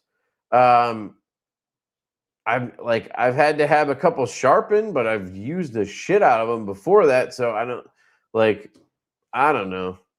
So I'm not the best person to judge what steals or whatever. I just know what I like. I know what we like. We like S90V over basically anything else in that premium category. A lot of people like MagnaCut. I just don't really understand why. I get it has some kind of hype to it, but I don't see the real world benefit to MagnaCut on a Divo folder versus an S90V. Like edge retention, in my opinion, should be king when it comes to a Divo knife, because obviously we gear our designs towards the EDC type use, right? We gear it towards cutting zip ties, cutting cardboard, cutting fucking strings off your clothes, cutting open packages, etc., right? We don't really design our knives so people can fucking chop a horse like my boy Scab. I'm not saying you can't do it with the Divo. They've been tested, and I think they've done really well. I've sent Scab, I think, every version except the mini of the Growler, going back to the original fucking micarta handled Shieldon made Growler, which I want to forget ever existed. And they've all done really well, I think. So, especially the ones that Kubi has made. So they can handle abuse, but my point is they're not really necessarily, the Growler a little more than others, but they're not designed for that. They're designed to be good slicers and to do EDC type tasks really well. So Magna Cut makes no sense in my opinion. And M390, I don't like. I just don't like. We do it when we're forced to because of the DLC polish. And Kubi does a good M390, I feel like. I don't have a ton of experience with it, but I have not had any issues with Kubi's M390. I have chipped and rusted a lot of M390 in my day, and not once has it been a Kubi version or a Kubi knife. So, we'll dabble in M390 because we have to, because I can't DLC polish S90V, and we still want to do a premium steel, so it's kind of, you're forced to choose something in that range, and M390 makes the most sense. It polishes up really well. Yeah, but S90V, in my opinion, is the best steel that we can really get in the premium category for the best price. Like, I love Vanex. It's probably my favorite steel, but it does cost more. And are you really getting more for what you're paying? I don't know. Like, S90V gets you better edge retention. The Vanex would get you a little better toughness, I think, and obviously corrosion resistance. But I like DLC blades a lot, so it's like S90V and DLC, I think, is better than Vanex. But I also just think Vanex is cool as fuck. Like, I just, like, Vanex has like some swag to it. So I like it for that reason too. Could you do a knife in something like 15V or Magnamac? Yeah, I've been asking Kubi what else they can use. Next time we do a knife with Riot, I think we will do something different like that. That's why we did Vanex on these knives from Riot, the last two, the Lush V2 and the Pony V2, because we wanted to do something different. And like I said, I love Vanex. But I would like to try. I was thinking like K390 would be cool because we like DLC so much. I think K390 would be a cool option. We might have to do coatings on every version though, but I don't know. I'd have to look into that. But that was one of the steels that really intrigued me, was K390. But yeah. I think that will be coming. Now with Kubi, it's tougher because they just don't seem to care about getting newer and different steels. Like, they do have Vanex now, but they only have it in a certain thickness, which is weird. But like, they only have it in like a 3.5 millimeter or something. So I'm not going to make our knife thicker just to use a steel. You know what I mean? That doesn't make sense. So it hasn't really made sense with them yet. And every time I ask if they have new steels or whatever, they don't really have anything that interests me. So, yeah. When it comes to Magnamax and Magna Cut and whatever, I really don't want to put those on a Chinese-made knife because I feel like Laren Thomas doesn't want that. And I feel like I want to respect that. And I've wanted to reserve using that steel for a knife that would get made here. And I thought we'd have done that by now. But every time we try, it falls apart. So I don't know.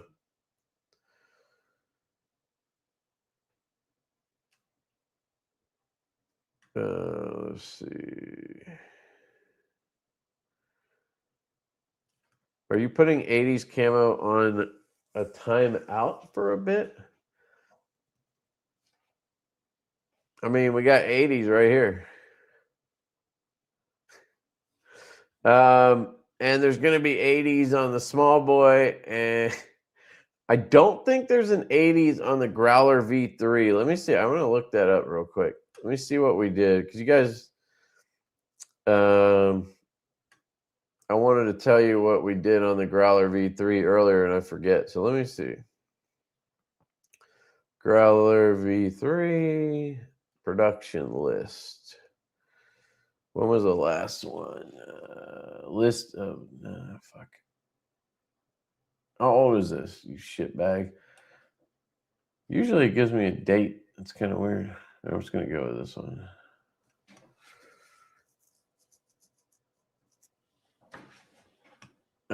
Don't update. Don't care. I don't think anything's on here that you guys shouldn't see. So here is, let me see if I can pull this up for you. Ah, shit, I hit the wrong button. Chrome, all right. So I'm going to see if I can share this so I can show you exactly what I'm talking about. Window, Oh, I got to change some kind of setting or something. Okay, hold on. Then I probably got to like reset or something. Ah.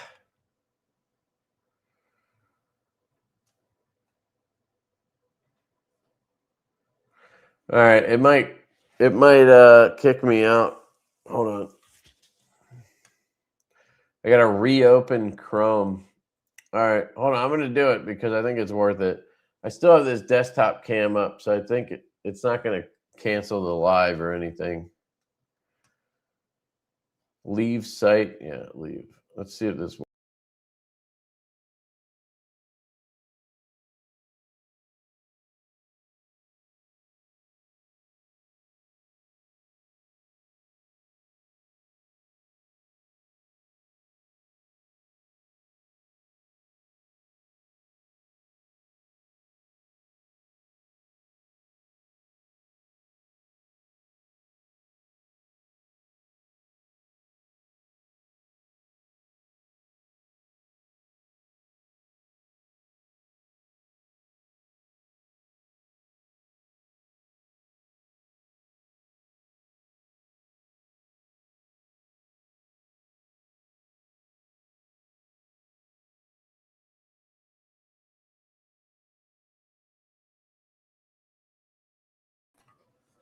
Okay. So let me know if you guys can hear me. I don't know if it's screwed up anything. I think we're good. Let me see if I can share this now. Watch it still not work. Ah, it's working. Okay. Cool. Let's see. So, all good. Okay. So I'm going to share. Let me just share the entire screen. That probably makes the most sense. So let's try this. All right. So here's the inception. Here is the production list for the Growler V3. Okay. So we ordered one. Oh, there is an 80s. Oh, there you go. That answers that question. There is 80s. Let me get rid of that. So there's 1, 2, 3, 4, 5. So there must be 5 versions, and there's 2 of each. So there's 500 knives, I guess. As you can see, you have the amount. You have blade material, blade finish, handle material, handle finish, plunge grind, whatever. That's the type of grind. Liner lock, you get it. It tells you what the thing is. And then I always have to fill all this shit out because they always did it wrong. I would always have to change a bunch of shit and then send it to them. And then they'd send it back to me and they'd say, okay, we changed all this stuff. And then there would still be shit wrong. And then I wouldn't remember what the other stuff was. And it was so stupid. So I just had them start sending me this blank thing and I just fill the whole thing out. And that way I know it's right. And they just confirm it. So anyway, Purple Nurple is going to be belt satin with purple flow camo carbon. It's pretty straightforward. And then it's going to have purple ano on it. I did change this so that it does not have the polished ano. I wanted the polished ano, but if you guys remember when the binge prototypes came in recently, the polished ano clips don't look good because they have like a smudge that is part of the polish. Like they can't get that out, and it looks terrible. So it's annoying because I think it looks sexy. Do I have one here? Yeah. So this is what I'm talking about. Shit, I can't show you. Hold on.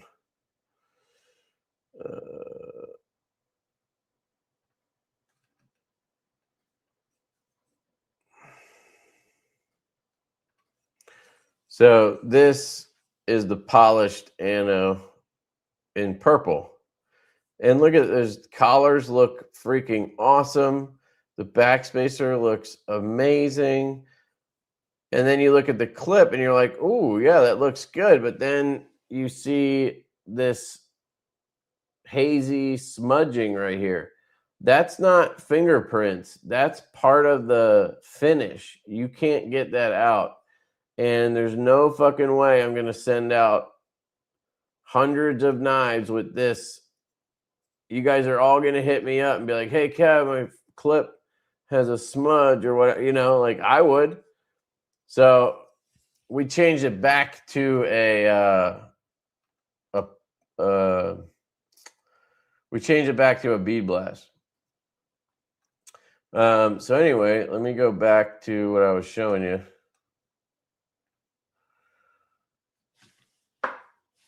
So purple nurple, and then it's going to be S90V and 154CM, 50 of each. So there's 100 purple nurples. There's 100 80s. These are going to be belt satin 80s. And then I think it's blue ano on the accents. So no coating on the 80s. So that'll be a little different. I guess this one doesn't have it either. But we were doing a lot of 80s with like DLC or whatever. I can't show you that. Never mind, but you get my point. Then we have the pop camo. So this one is the DLC belt satin with pop camo. And I think I did purple on this one. Yeah. So it's going to have purple accents. I think this one is going to hit really hard. I think this one's going to be possibly the best one, but we'll see.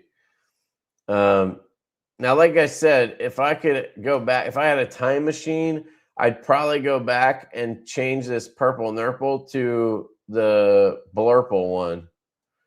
But, you know, purple's still good. Now, this one's reverse tux. So you get the DLC polish blade on the 154, and then you have the DLC belt satin on the S90V. Because of the steels, you have to do that. And this has milling pattern 1. I don't know if I showed you guys the milling patterns. I'll keep that to myself for now. I think they look really nice. So that'll be a big upgrade, I think. Just adding the milling is going to be huge, in my opinion.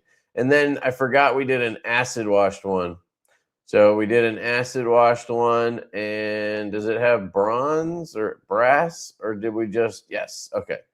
I think I had already realized that I don't like adding brass to it. So it's just all dark wash with an acid wash blade. So that's going to be pretty clean. And then that has milling pattern 2.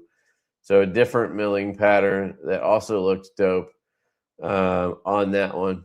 And again, all of these come in both steels. So we'll see what happens there. I think that'll be fun. You can sell them, just tell them it's a blend. I'd buy a blend. Yeah, but I'm saying literally, I'm pretty sure every single knife is going to have it. Not just like a couple will have it.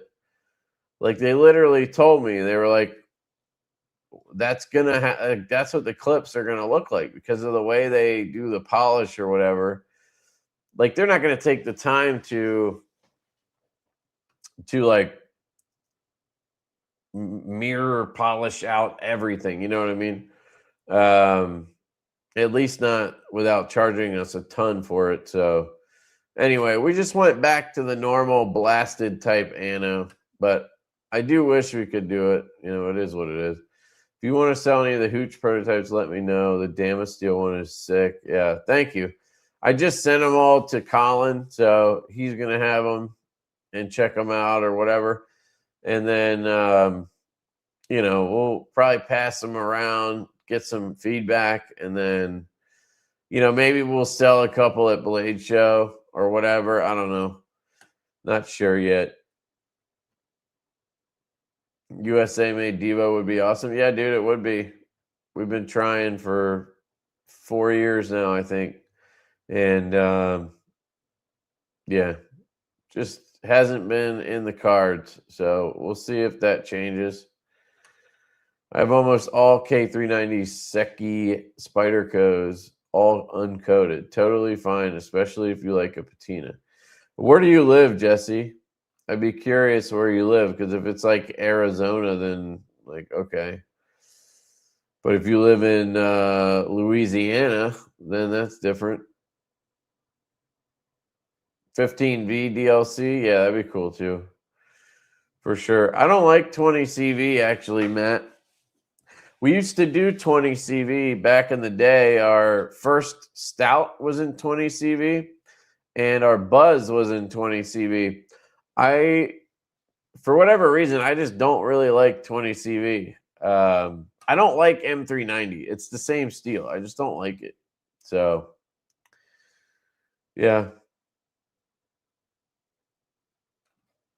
Meant for new ones coming. Sorry, wasn't clear. Are you talking about 80s?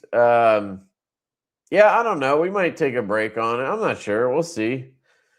He came out with a new type of 80s. He has a 80s weave now. It looked interesting. I'm not the biggest fan of like snakeskin though. But UP, Michigan. Yeah, that might be dry. I mean, it's also cold. I don't know. That's not like the most dry, but interesting. All right, so here's what we're going to do. I'm going to unbox this thing so we can talk about it. Let me see if lift this up. See if I can do it on the desk, maybe.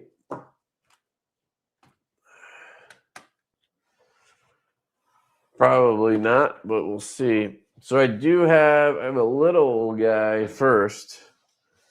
So this is a new brand I wanted to introduce you guys to. I do have a link.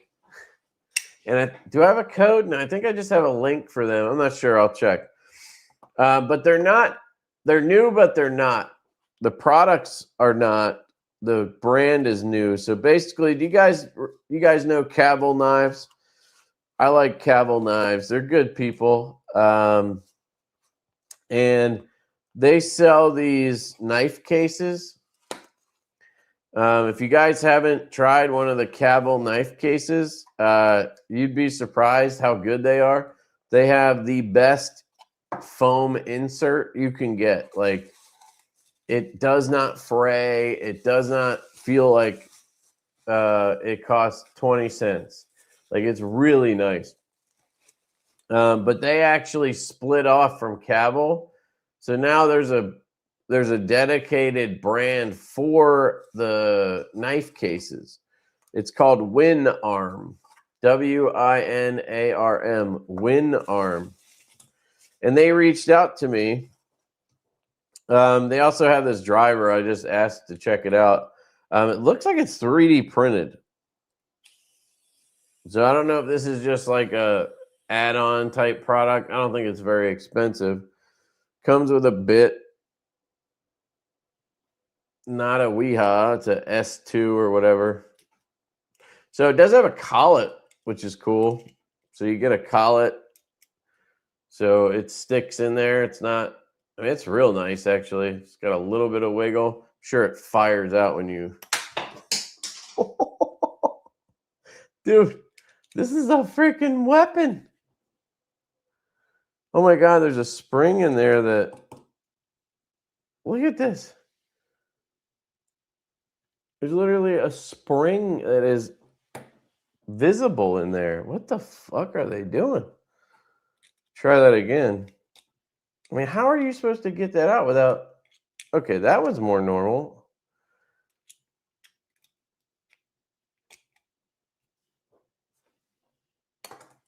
I mean, it really shoots out of there. Isn't that crazy? Dude, that one, did you see that thing? I don't know how much you guys saw, but that thing freaking launched. Trying to get a good shot at it just so I can... I'm trying not to look, but... Yeah, no, see, that's not bad. That first one was incredible. I wonder if I, like, pumped it. Trying to get it in there. Okay, that's better. I kind of want to find that other bit and see what... If it's longer or something. I have a magnet. Hold on, let me grab this one. By the way, this magnetic pen stick thing is one of the best tools I ever bought.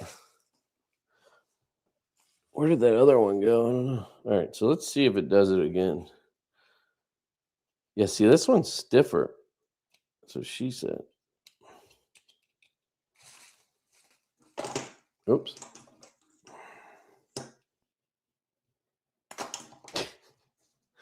That thing fires out of there, dude.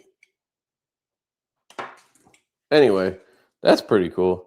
So you get this driver, and it has a spinner up here.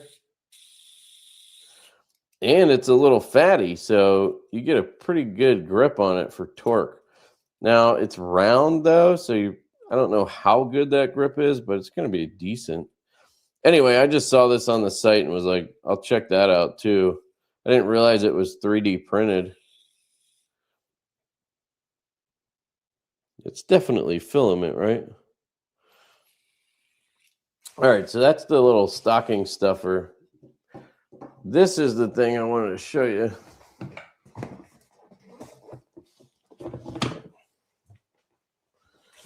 So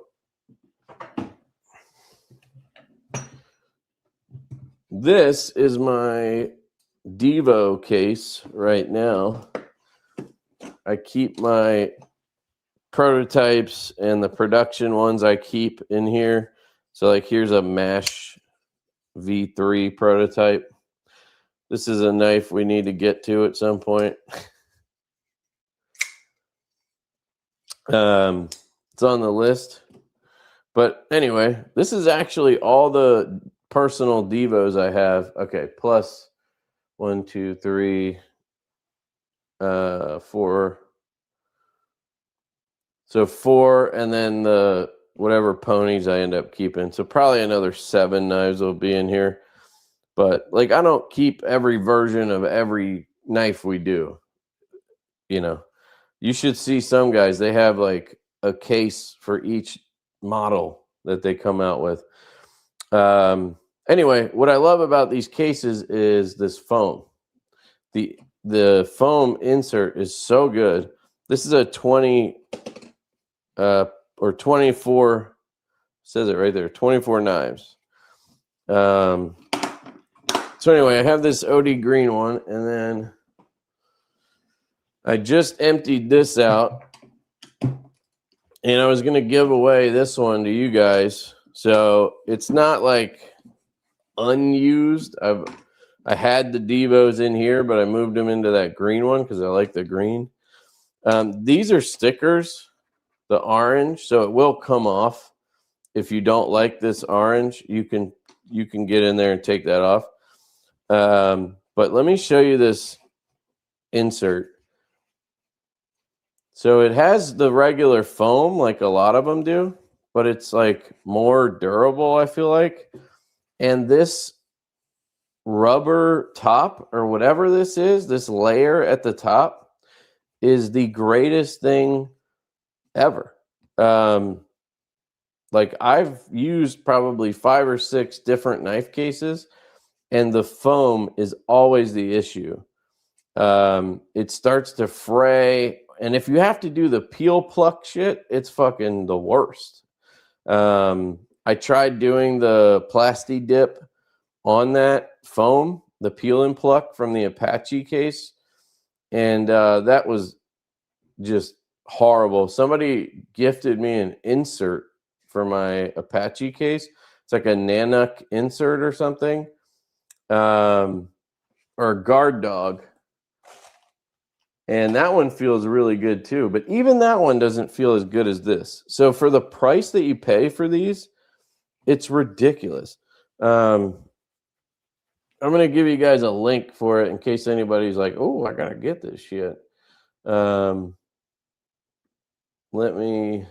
Password. What the fuck is the password? I don't know. There we go. I guess I did know. But yeah, the company's called WinArm. I feel like they did give me a code, though. Hang on. So if anybody's looking, don't buy anything yet. Let me give you a discount code.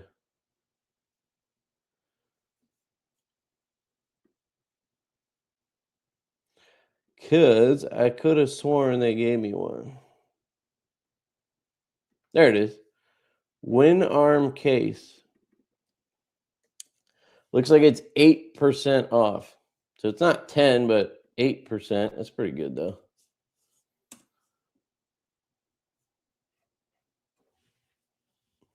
I'll put it on a QR code, too. I think I can do that. New code, title, WinArm, knife cases.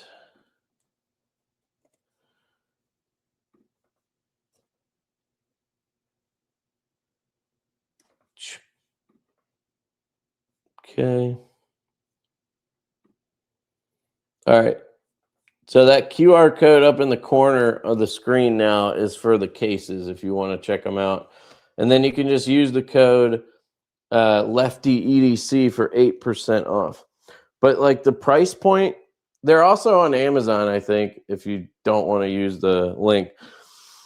The price point for what you get on these cases is ridiculous because like that guard dog insert I have, if you got a case plus one of those inserts from Nalpac or Nanook or whatever, Pelican, whoever it is, it's going to cost you probably 3 times what this case will cost you. And this case is as good of quality, in my opinion. Now, it's made in China, so that might be the cost difference. So if that means a lot to you, then keep that in mind. But I think they have the same logo. I'm not sure if they kept the logo and just put WinArm or what, but it also has these really nice latches, and it has a pressure, like a bleed off here. So if you travel with it, you know, it won't get locked shut by the compression or whatever. So anyway, I'm going to give this away tonight. And I'll probably put this driver in there too. Maybe I won't. I might put it in a video or something. So maybe not. But I'll find something else to put in there. Maybe I'll put a knife in for you. Some kind of knife. You never know. But yeah, so that's the one we're going to give away. But they sent me, because I have all the ones I have are 24 knife cases, or I have one that's 20, but it holds them like horizontally. But they have a 36 knife case now. They have some other ones too on their site that Cavill didn't have. So let's check this out. They sent a hat. Look at this, just like a gray hat. with the logo on it. So it is a different logo. It's just a W. It's one of these hats. Okay. Not my style, so I might put that in with the case.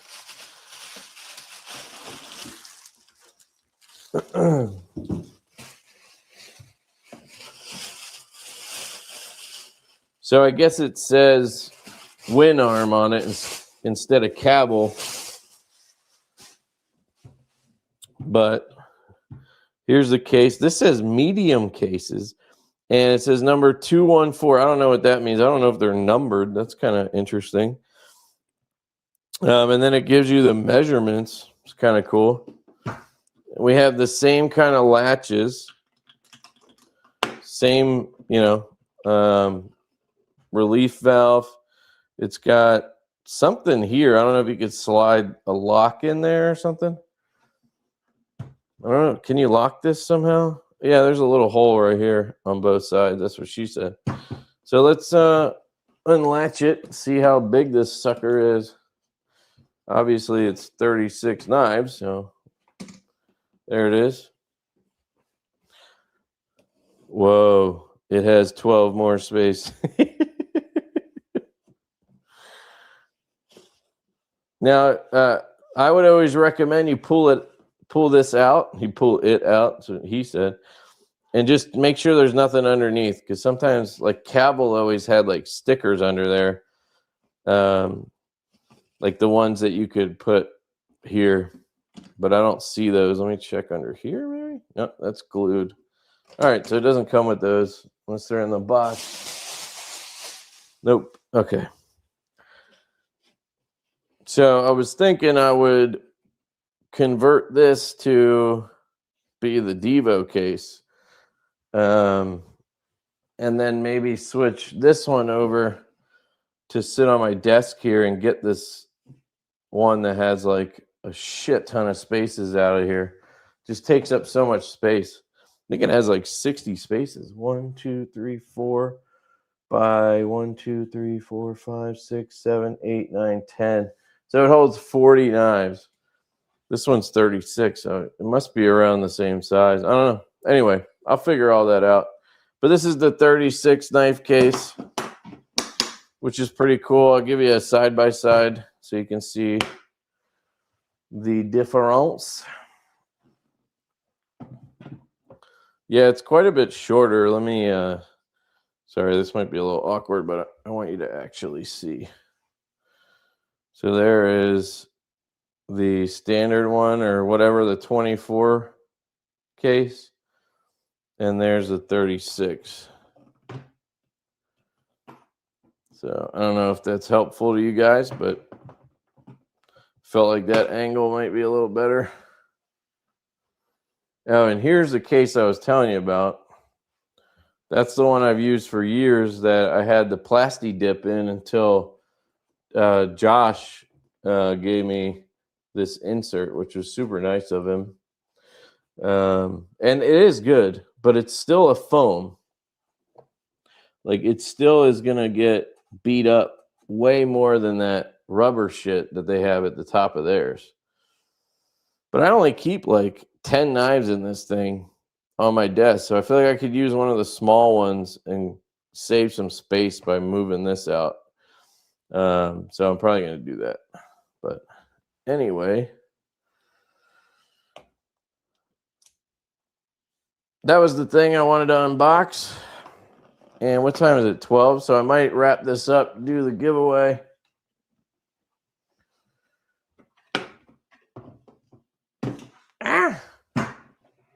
Keep bopping stuff.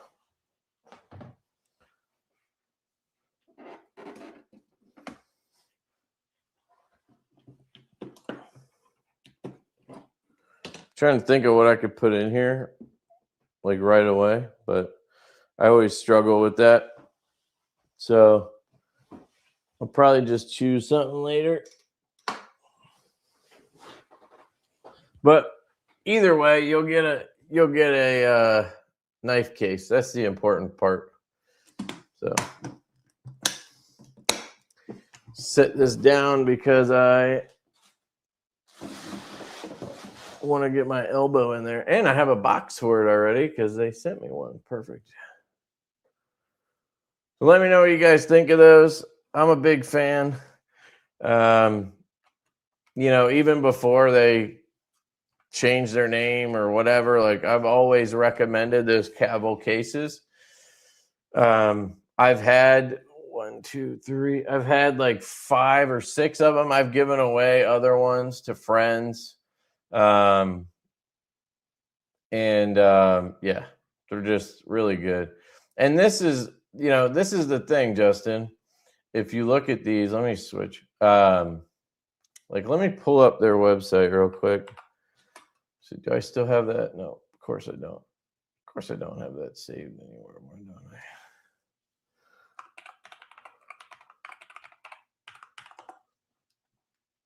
I just had it fucking saved. Yeah. I'll just click on it. All right. So if I go to their website, which I have, I'll be honest, I haven't really like gone over their website or whatever. So you can get 5% with their thing, but if you use my code, you'll get 8. So get 8. So here's all the cases they have. We'll just go to cases by category. Obviously, we want knife cases. So they have 36. That's the one I just showed you. 24. Then they have the 20 knife case. I have this one as well. And this one I would recommend if you have like flashlights that you want to store in a case. Of course, they have to be a certain size, but I wouldn't recommend the sideways one really for knives because you can't, like, you fit way less. I know it says 4, but I don't feel like you really fit 20 in here because the bottom layer is, so it's kind of deceptive. I'll show you what I mean in a second. And this one, I guess, has 12. It just has 6 and then another layer of 6. Where this one has this top layer of 8 and then it has a bottom layer that holds 12. And you have to put them in sideways. It's really kind of strange. I'll just show you because it's going to be a lot easier. I got to lift this back up though.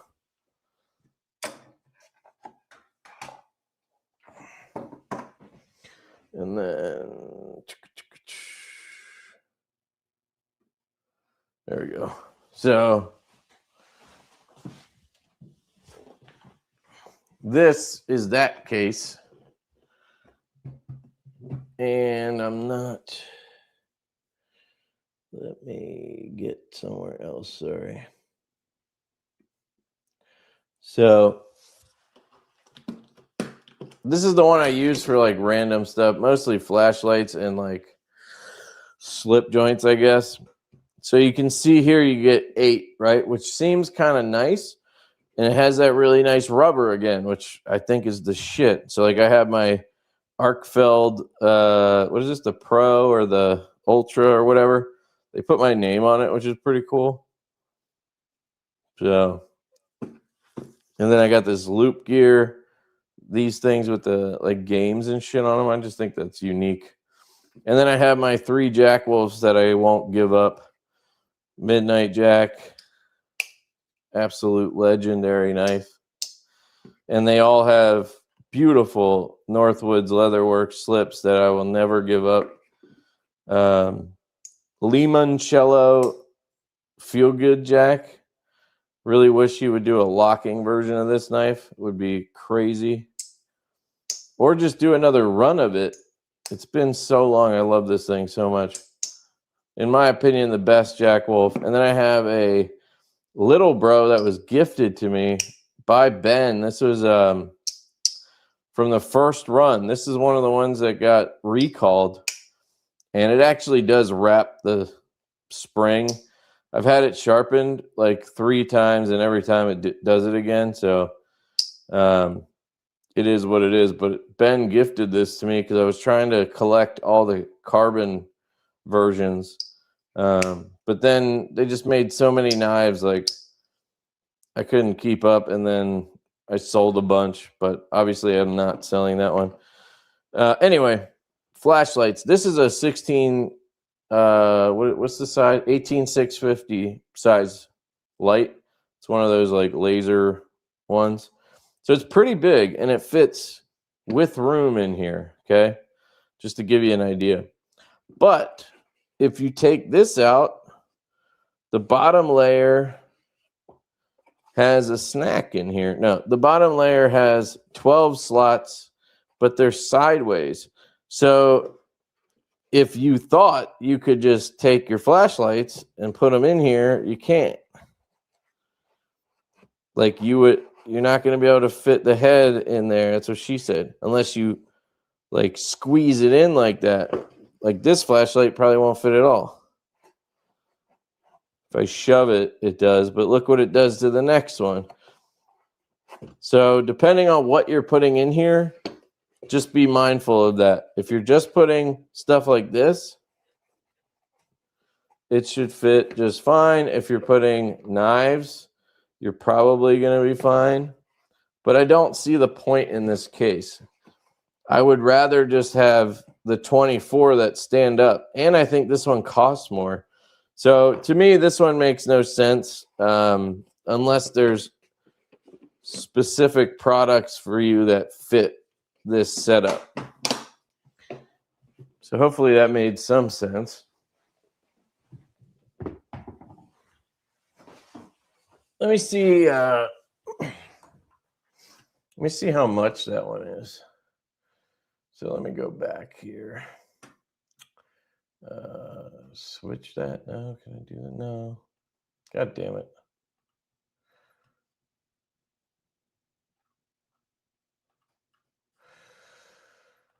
Okay, so if we look at this, it's $109 for this version, right? Those 24 ones are $69. Good choice there. This is the green one I have, and then there's yellow too. I had one of those. I gave it away to a local buddy, Pete. Good dude. But this is the deal, guys. $70 for these 24 knife cases is a fucking steal.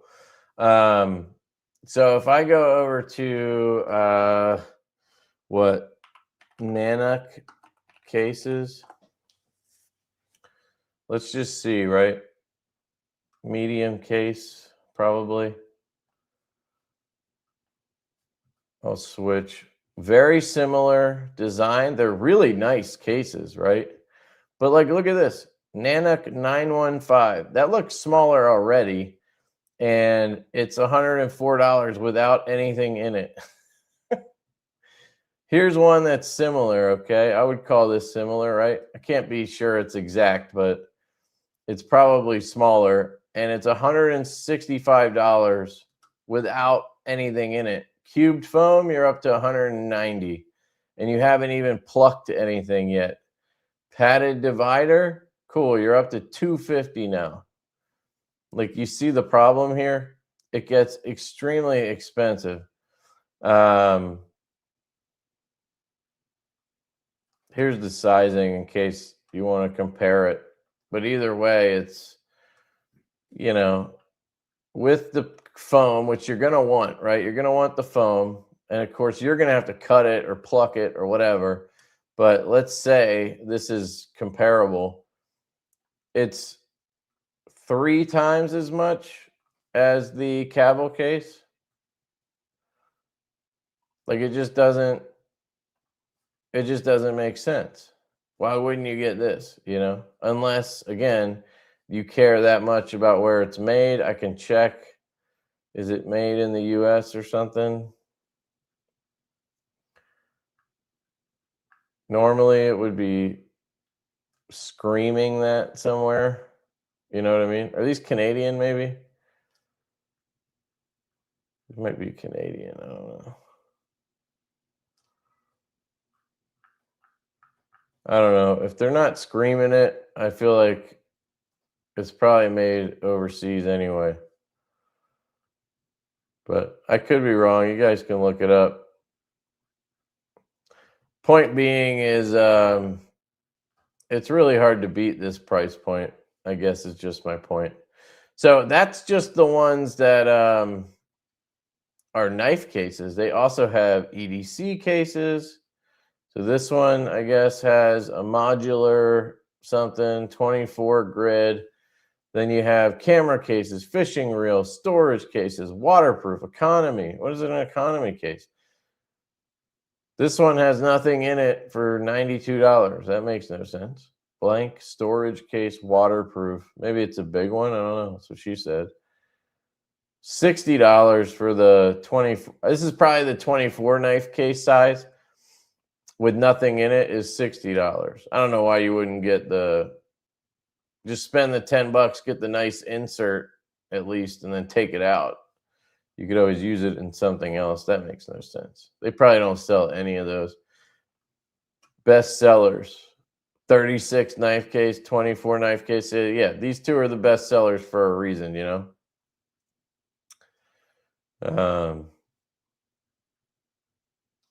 Yeah, I mean, $100 for the 36 is a good price, honestly. Because if you get two of these, that's essentially three of these. So three of these would be $210. Two of these would be 200, just under 200, 198. So either way, I think it's a damn good deal. So I'm gonna stop pushing that on you. I just thought it was cool, so I figured I'd show you. The new 36 knife case, $275 per knife, and the 24, $287. Yeah. Now compare that to any other brand, and I bet you're going to be talking at like $5 per knife for a lot of them. You know, put a pink. I don't have a pink crystal. I only have the one that I have on the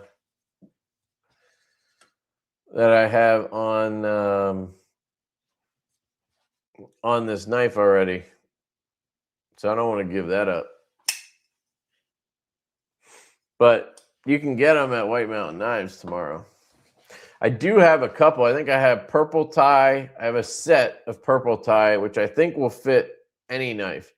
The purple tie backspacer doesn't seem to have a problem, probably because it's the same that comes on this, and they must have, since it was a standard version, it was cut right. I don't fucking know.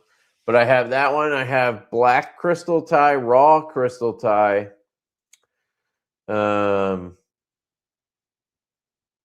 Is that all I have in the purple? I think that might be it for what I have like here. Because White Mountain sent me one of each, and I used this clip, the Zircuti clip. I used this set, and I used one of these purple sets. So, and then I did sell or gave away or whatever. It was a zirconium set. So, if you win and you want one of the ones I have, I'll toss it in. That's what I meant to say. I have 4 and ready for another, but might have to switch to the 36 slot version. They stack nice. Yeah. Dude, they're freaking amazing. There's really no comparison for the price. It's, it is what it is. I can fill a case with new knives from March. That's crazy, dude. So, here's my theory, Kathleen. They didn't tell me this, but I don't think Cavil ever made the cases. I think they were selling them for this shop, or they were partnered together, or Cavil was making them, and then they created a whole new brand just to sell the cases. For some reason, they wanted to separate Cavil Knives and the case company. Maybe because they thought Cavil was holding back the case company, because people go to that website looking for knives. They don't really go to that site looking for cases. So they wanted to have a case company they could market and do all that with. So I don't think that Cab will stop making cases. I think they still make cases just under this new brand, or they were partnered, but they weren't actually making them to begin with. Hopefully that makes some kind of sense. So, yeah, Justin, I showed you this case. This is an Apache case. So this is a Harbor Freight Apache. Is it like an 8700 or what's the number on this? Apache 3800. So the only thing I'll tell you, Justin, is which might be more economical, although honestly, I don't know if it is. You can go to, let's check real quick. You can go to Guard Dog inserts. Now, the problem with Guard Dog is they're in Canada. So their shipping, I think, is stupid. I do have a discount code for Guard Dog, but I think I took it out of my list because Stasa actually has a better code. Like my code was for 15% and his is for 23%. So like, why wouldn't I recommend you the better code, you know? Let me see if I can search. Here we go. Apache 3800. Really? Maybe it's a certain Nana case or something that matches the same thing. Pre-built. Oh, maybe it's custom. I don't know. Whatever. It's one of those. I think it probably just matched a Nanook pre-built or Pelican. I'm just going to go with Pelican. So let me see if we have one for a 40 knife case. Yeah, so $125, dude. So I don't know if that's worth it to you, but depending on the Nano or the Apache case you have, you could probably measure it and figure out which one it matches. I guarantee you could Google this and Reddit will have a thread or Google AI will answer it for you. Whichever Apache case you have, they probably have a corresponding foam insert. Because Harbor Freight just cloned the Pelican cases or the Nana cases. I'm not sure which one. So you can get one that will fit probably. And if you have the one I have, it's a Guard Dog. It's 40 knife insert. So it's probably this one right here. So that might be worth it to you because, I mean, it is way like 1,000 times better than what you have now. That peel pluck foam is absolute garbage. So I do really like this. If I had to choose, I would choose the Cavill rubber stuff. But if I already had a case and for 125, I could pimp it out, might be worth it for you. It does hold a few more than the Cavill one. So that's a plus there. But yeah, just wanted to show you that. Have you seen the Home and Hatfield display cases? Yeah, they look pretty cool.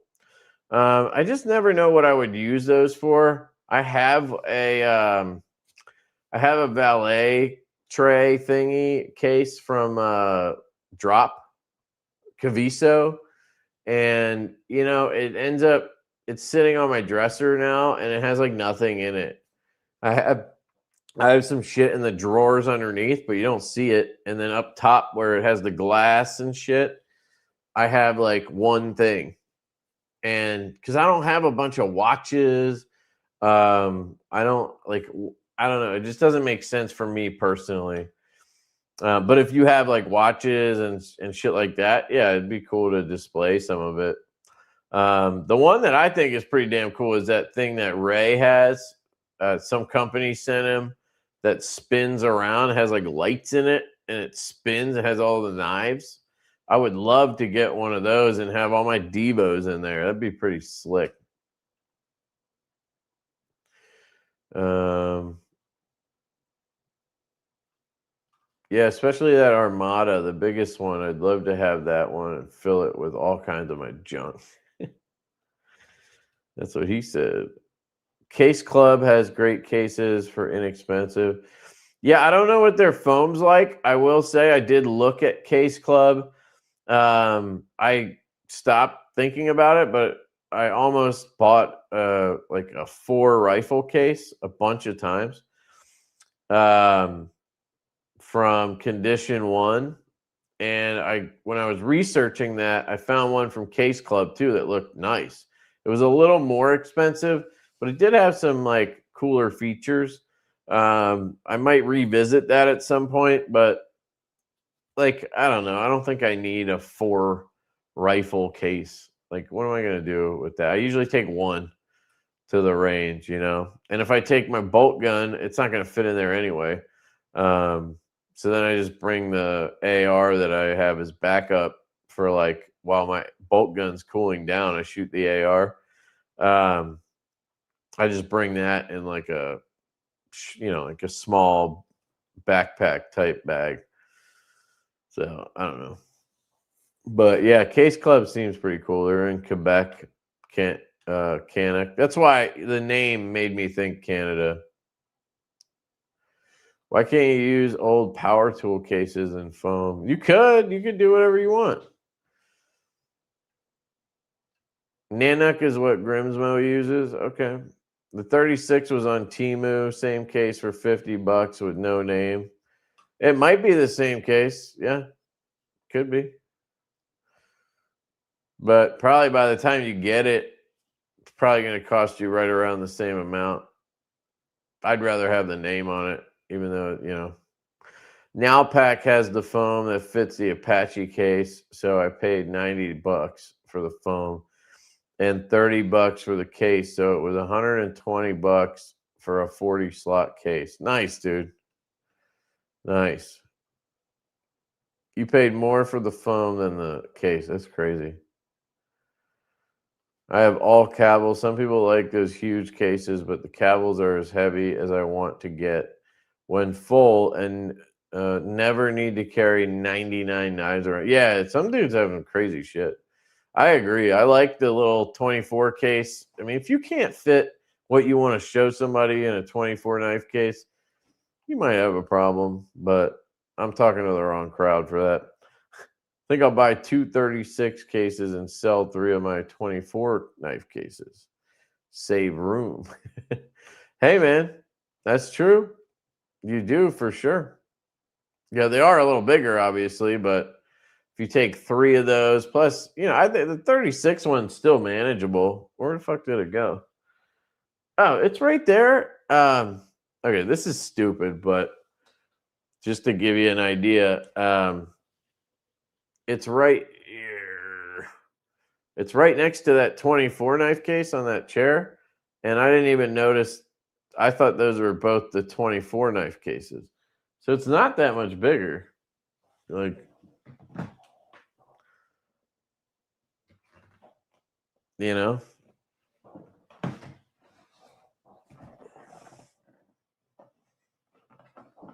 So yeah, I would actually be that'd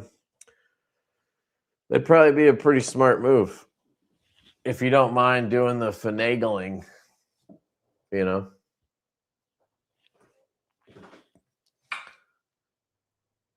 Does the pink clip look hot with the pop camo? Yeah.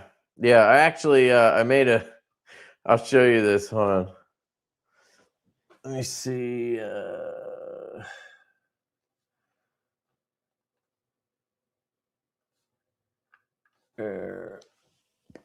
Where's the new?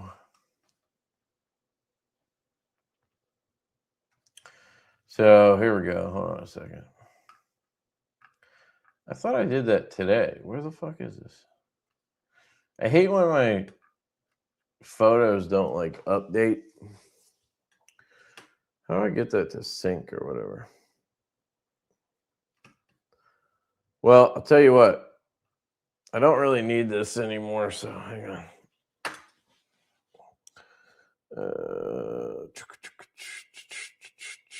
There you go. I photoshopped this basically. I cropped out the pink one and I laid it, or no, I think I just laid it on top of the clip. That's what I did. No, so that's the actual clip. It's just not mounted. I think that looks sick. Probably looks better than the 80s, but I already had the purple kit on the other one. So this is the 80s one. Looks good too.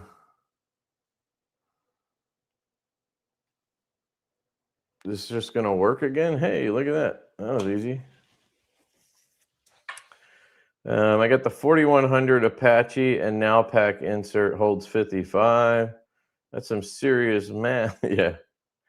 I guess I did the math afterwards. The Cabell contact email is Albert at, and WinArm was founded by Albert. Yeah. That seems to be the guy. I think I talked to Albert. A lot of cases are fine, but the foam sucks. That's what I'm saying. The foam is the biggest thing. Case Matrix, Case Club, Butchery, etc. Yeah. Some people just deal with the shitty foam. I just don't like it because I'm rough on it, you know? So she said, he said, I don't know if I know. Guard Dog is awesome, though. Am I that far behind? Yes, I am. Okay. Definitely now pack inserts for Apache cases. Okay. Well, the one I have says Guard Dog on it, so that's why I went there. Yes. So this is an interesting one, guys. If you're looking on the cheap, if you're trying to figure out knife storage on the cheap, you can get cheap ammo cases or ammo cans from Harbor Freight. And then I think on Amazon, they sell an insert for them. And you can fit 24 knives into the ammo can. That's a really cheap option for storing those. You could actually use, now that I think about it, you could use the magazine thing. Let me pull this up on Amazon. I'll show you what I'm talking about. So if I share this, so if I go to MTM,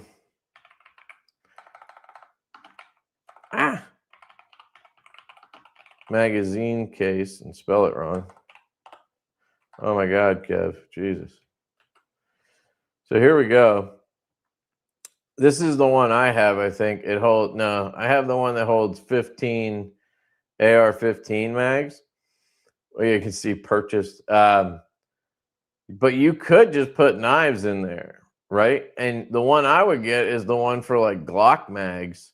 So you can buy this ammo can with the insert for like Glock mags, and you could hold, what is it, 10 or 9 in here or something.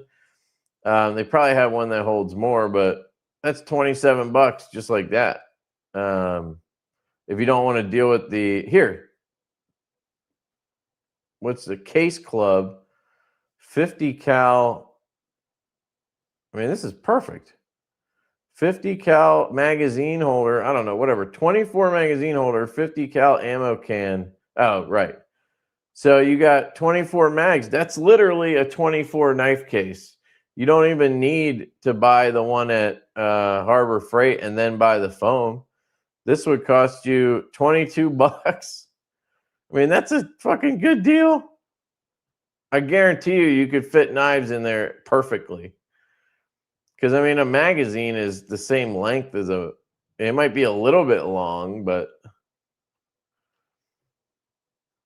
confirm you have the correct MTM can.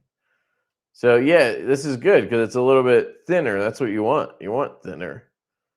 It's actually pretty small. I mean, if you're looking to fit it in the smallest size possible, this is a good option. I might grab one of these and just make a video on it because that's a great idea.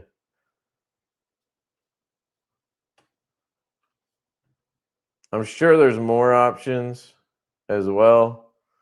But MTM makes good stuff. So, like, you know, I like that. Or was that Case Club? That was Case Club. I really like this setup where you can take their... It comes with this bin, and then you can slot in 4 of these ammo cans. That's like really nice. You can just chuck this in your truck or whatever. Here, I'll put the link for this thing in the chat.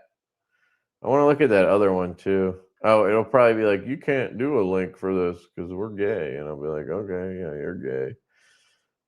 Where's the damn link? Oh, exclude product. Look, yeah, they don't want you to link anything anymore. Amazon's super gay, dude. Oh, this one? Nope, excluded. So anyway, this 1911 one holds 12. So you get 12 in here, but it's thinner, obviously. It's not a 50 cal can. It's like a normal thin size one. So that would be pretty neat too. I mean, a 1911 mag, same thing as a knife, really. But it doesn't have foam at the top. So that kind of kills it. Does this one? Yeah, see, this one has foam at the top too. That's what you want. And then, like, worst case, you could always buy you could buy a piece of foam and cut it to fit on top if you needed to. But I think Case Club usually gives you like extra stuff, you know? I think I can still give you the link though. Hold on. Just won't be like an affiliate one.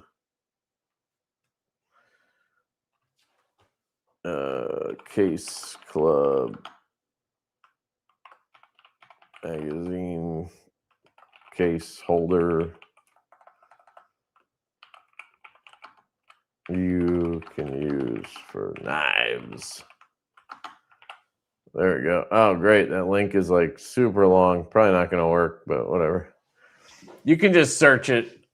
I'm sure you guys figured that out. Sorry. Case Club is better than Pluck. Yeah, that's sure. Not as good as Cavil. Nothing's as good as Cavil, dude.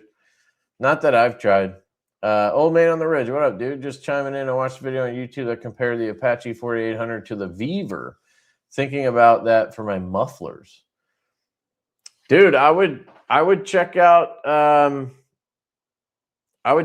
this Cavil company, WinArm, and see if they have one for mufflers, because it's probably going to be better or cheaper or both. Weaver is okay. I think I have their this like toolkit. It's like a toolbox. It's a big one, and it has the ball bearing drawers. It's freaking awesome. It's made by them, and it was like $60. And it works extremely well. Like, I'm actually impressed with it for the price. I love those tool chest type deals. I have a few different ones. Like, I have the one with the wood top on it, like a Husky one in my garage. And then for my reloading room I just built in the basement, I have a Uline one on wheels. That's pretty sick.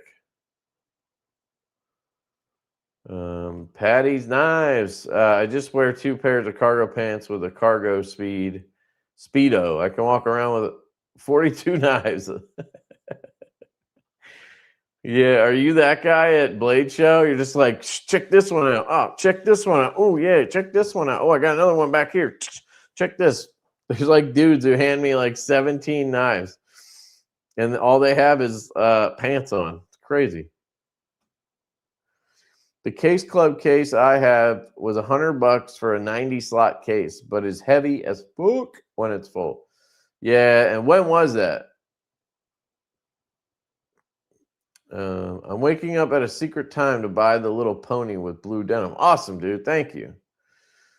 Thank you. Thank you. The foam is good on Case Club is good. Okay. I put ammo in all my ammo cans. Yes. That's a good idea, but you could buy one for knives, is what I'm saying.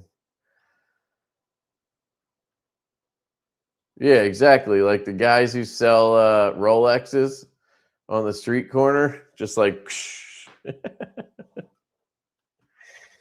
Good old days. The good old days. Oh my God, look how long that link was. It took up 4 comments. Yeah, there's no way that works. Sorry, guys. The use your sheet guys are going to be like, just throw all my knives in a Walmart bag. That's hilarious. They probably will.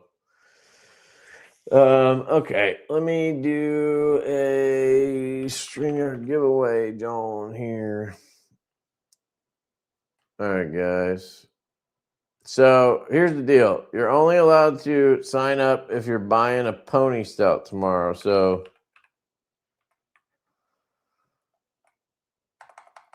if you're not going to buy a pony stout, don't be signing up. I'm just kidding. That was a joke, but it was a funny one for sure. Let's see. Remove, share, giveaway, John. Regulators, mount up. Link works, Kev. Seriously? That took you to that product? So all that nonsense is just tracking for Amazon? Like, that's brutal, dude. So the first part of that link is all you needed. Why do they add all that bullshit? It's so annoying. Go to time. Yeah, no, I use bit.ly, bit.ly, I call it, for all of that. But obviously I was just doing it on the live. I didn't think to do that. I thought it was going to be short enough. And the link doesn't get me any commission or anything, so I wasn't worried about making sure it was short enough or whatever. The reason I use Bitly is I don't want to put a link because the way YouTube works, certain links, it won't actually hyperlink them. So you'll fill out your description and everything, and then people will go to click on it and it won't click. And most people are not going to highlight it and save or copy it and paste it into their URL bar. So they're just going to go search for the product. So that's why I use Bitly, so that people can just click the link and get to where they're going. And, you know, if it has an affiliate link, great. I get something for it. If not, whatever.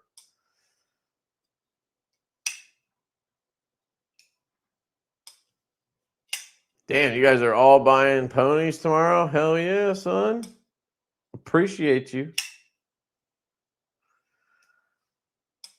I don't know if you guys know that, but when you type hashtag mount up, it actually saves your credit card info.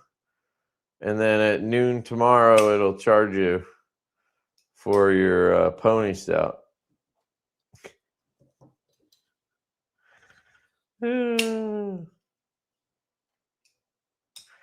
Make sure you actually put mount up, but I appreciate your regulator statement. Regulators, mount up. Dude, how about fucking those movies? So good. Why can't I remember the name of the movies now? I've watched both of those so many times. Fucking Emilio Estevez, Charlie Sheen, the Indian guy. Guy's awesome. Chavez. He's a Navajo. Young Guns, that's right. Young Guns and Young Guns 2, dude. Absolutely fantastic. My favorites. What's your favorite scene from Young Guns? My favorite scene is when they have the shootout at the doctor's house. And like I don't know, whatever they are, the marshals or whatever, they freaking unload on that house, like Gatling gun and all, and they somehow get out of that place.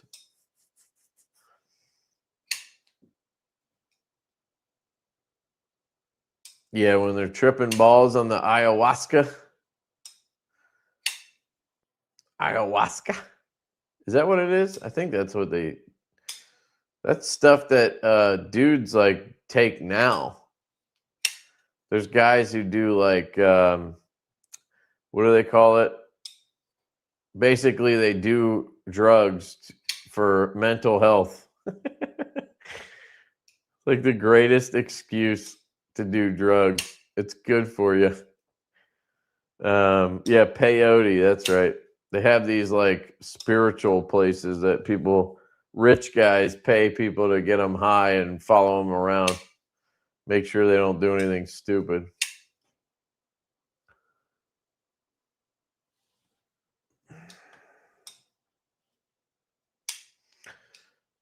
Do do do do do do do do do. Oh, I don't know if I mentioned this, but I'm sure some of you knew that I got.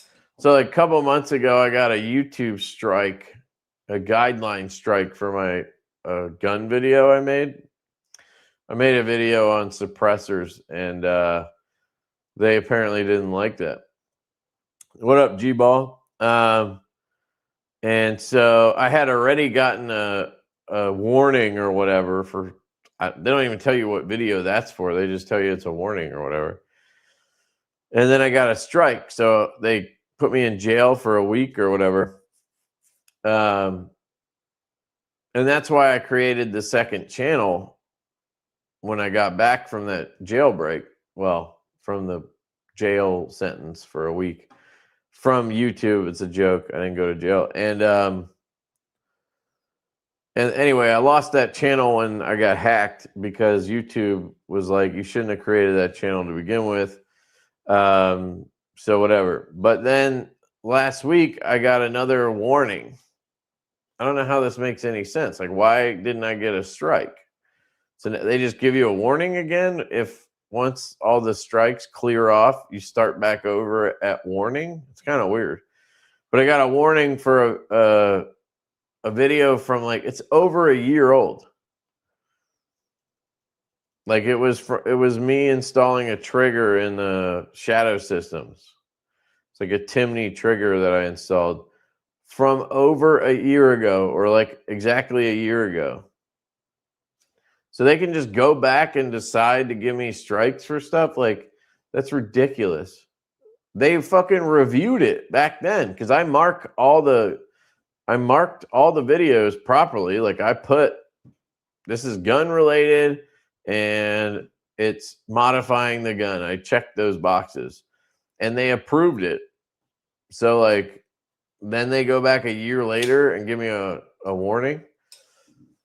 Kind of fucked up. But anyway, I'm just saying, like, out of nowhere, I could just get another strike and be in jail again for a week. Or shit, I could get like 3 and just get kicked off the platform if they feel like it.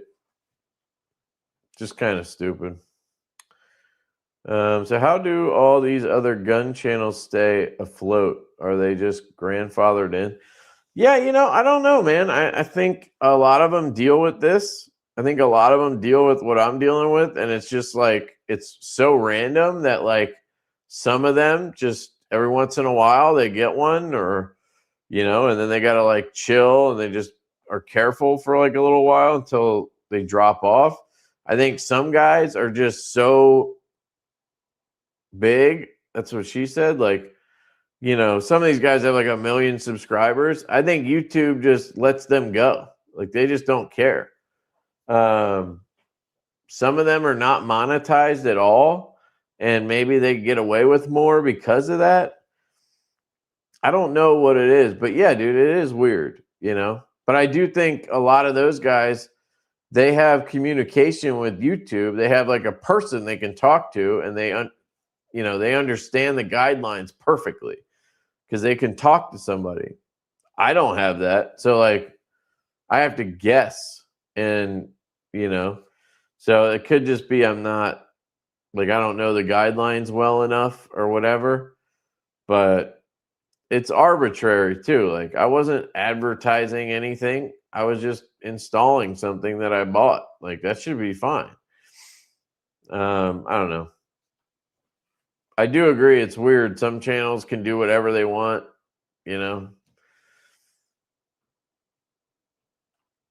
Why would it matter? Plenty of people make videos about suppressors. I watched that video because I have a CMMG Banshee and I need a suppressor for it. Yeah, exactly. That's not the video, but I don't understand why they give a shit about guns at all. Like, must be Democrats. Oh, dude, that happened to me, Jim. That's where the warning came from.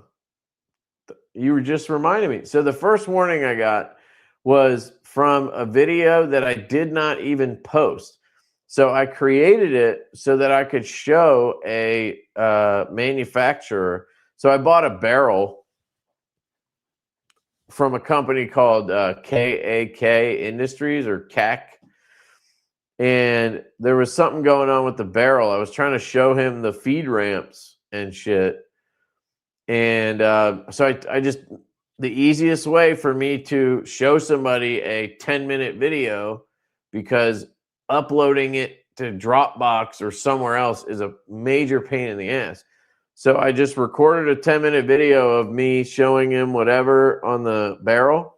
And like, it wasn't in the gun. It was like, it was out. Like, I was just holding a barrel and talking about it. And I listed it as private or unlisted, I think. Yeah, unlisted. So I could at least send him the link. And then that was it. Like, I never made it public. It had 2 views, me and him. And they gave me a warning on that. And then when I got the next issue, they gave me the strike. Yeah, it's stupid.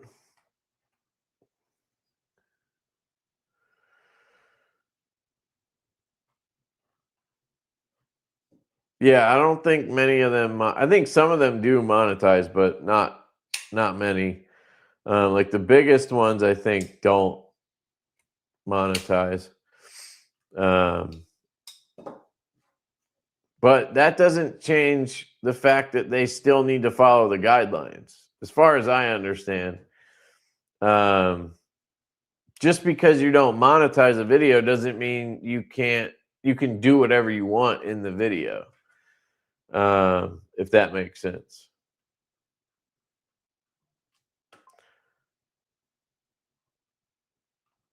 Yeah, that Hickok guy. Wow. What do you mean? I mean, he seems cool. I am banned from Facebook Marketplace and still don't know why. Yeah, I use it every once in a while to sell something. Like I sold a tractor not too long ago because now I have a service. There's no point in having a tractor. Put on some tiny kitty ears and flaunt my boobies. Yeah, I bet you that's what it is. They don't give a shit. But yeah, they make money off of links and sponsors. I think mostly a lot of those guys make money off of sponsors. Like they get paid to, I'm sure links too, but they get paid by companies to do reviews, I think. And then they get paid to do ads during their videos. So like they're not monetized on YouTube, so that YouTube doesn't play ads in their videos, but they play their own ads in their videos. So like they still have ads. And if you have 1 million subscribers and you're getting a few 100,000 views on every video, the sponsors will, they'll pay you a good chunk.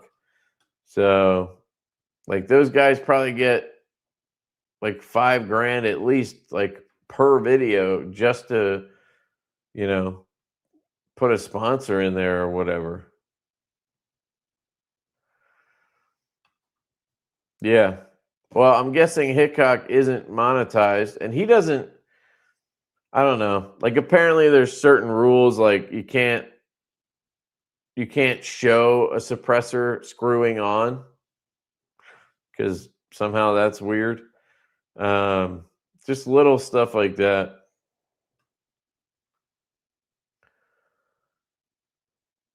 Yeah. There you go.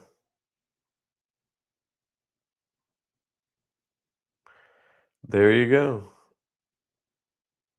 Yep, merch money, affiliate links. I mean, that's where I get all my money from the channel is affiliate links. I get a little bit. I mean, I get whatever from YouTube ad revenue. It's usually like, I don't know, 600 to $1,000 a month from ad revenue. But I get most of it from affiliate links. But I like that method because I can just promote what I want to promote. I can promote the things that I actually think are good and give you the links to it. And if I don't like something, I just don't, I don't need to promote it. I'm not forced to promote it by being sponsored by somebody. Somebody pays you to promote something you don't like, you still have to promote it. You know what I mean? So I feel like that's where it kind of blurs the line a little bit. All right, let's run this and we're going to get out of here. Good timing, Jim.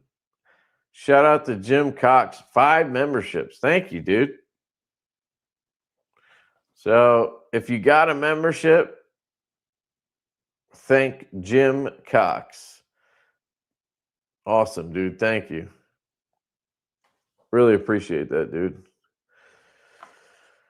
I think Hickok got into some issues, but has some videos uploaded for historical purposes. I could be wrong about exactly what happened. Yeah, I don't know. A lot of these guys have issues. That one guy, like randomly, a couple of weeks ago, he was just like asking for money, basically. Just the way it goes.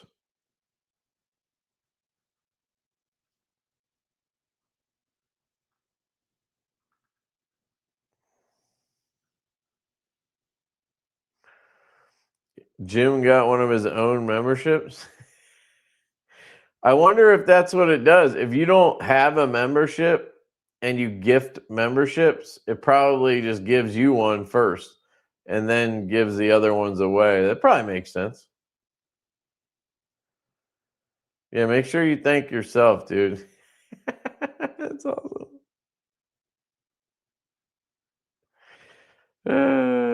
Yeah, what up, Wyvern? It's cracking, dude.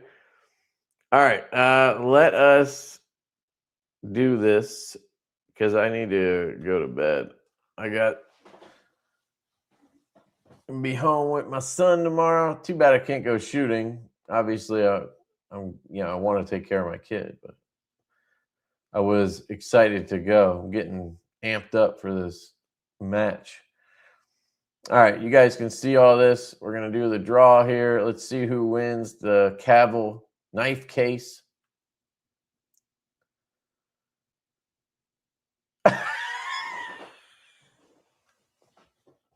Dude, it has to be rigged, man. It's got to be rigged, right?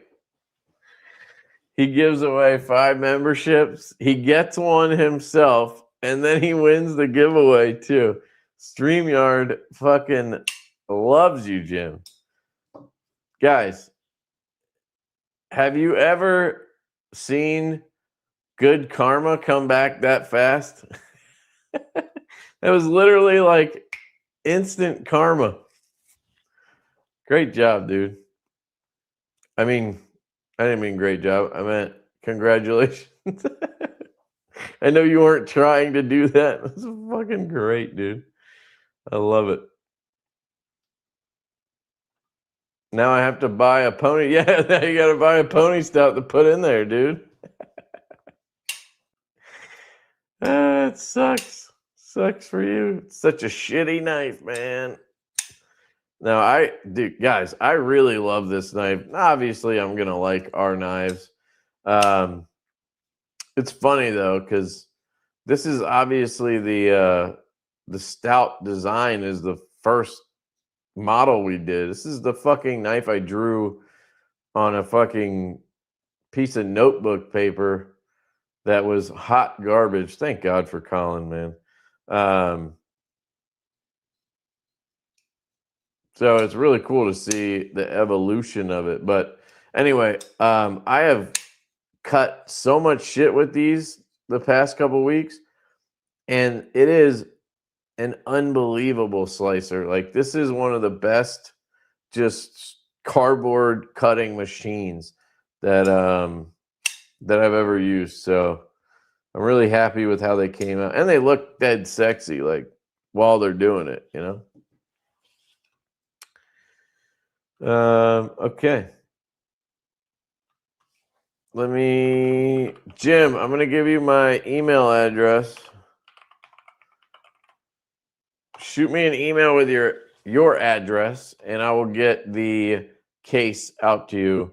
I may put something else in there. I just need to A, remember, and B, find something to put in there.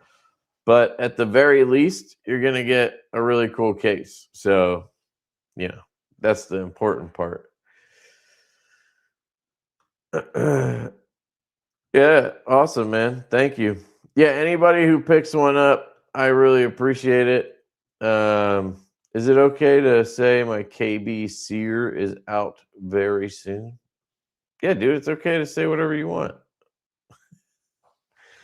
You say whatever you want, bro. Since I'm buying a pony.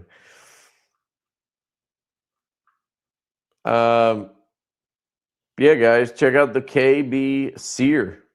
Coming out soon. Patty's Knives design. If it's anything like his last one, it'll be good. Wait. Yeah. Okay, I was gonna say it's a self-in, right? Yeah.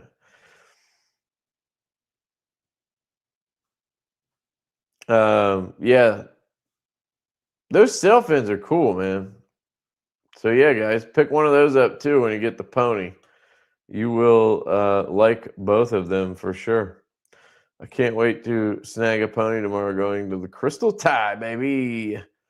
Yeah, you're still angry about the reverse tux. I'm sorry, okay? I just didn't do it, I guess. It is kind of weird. I agree. But that's what happened. So I'll try not to ever forget reverse tux again. I don't think you're gonna let me, but I'll do my best. I like mashed potatoes on Kev's chest with gravy. What the fuck? Where is the drop again? Is it on Divo? No, White Mountain Knives. It'll be on White Mountain Knives, noon Eastern Standard Time. And you want to use the code Lefty10. I know you're giving me shit. But I do wish I would have remembered reverse tux. Maybe because of the inlay, I didn't think to do it.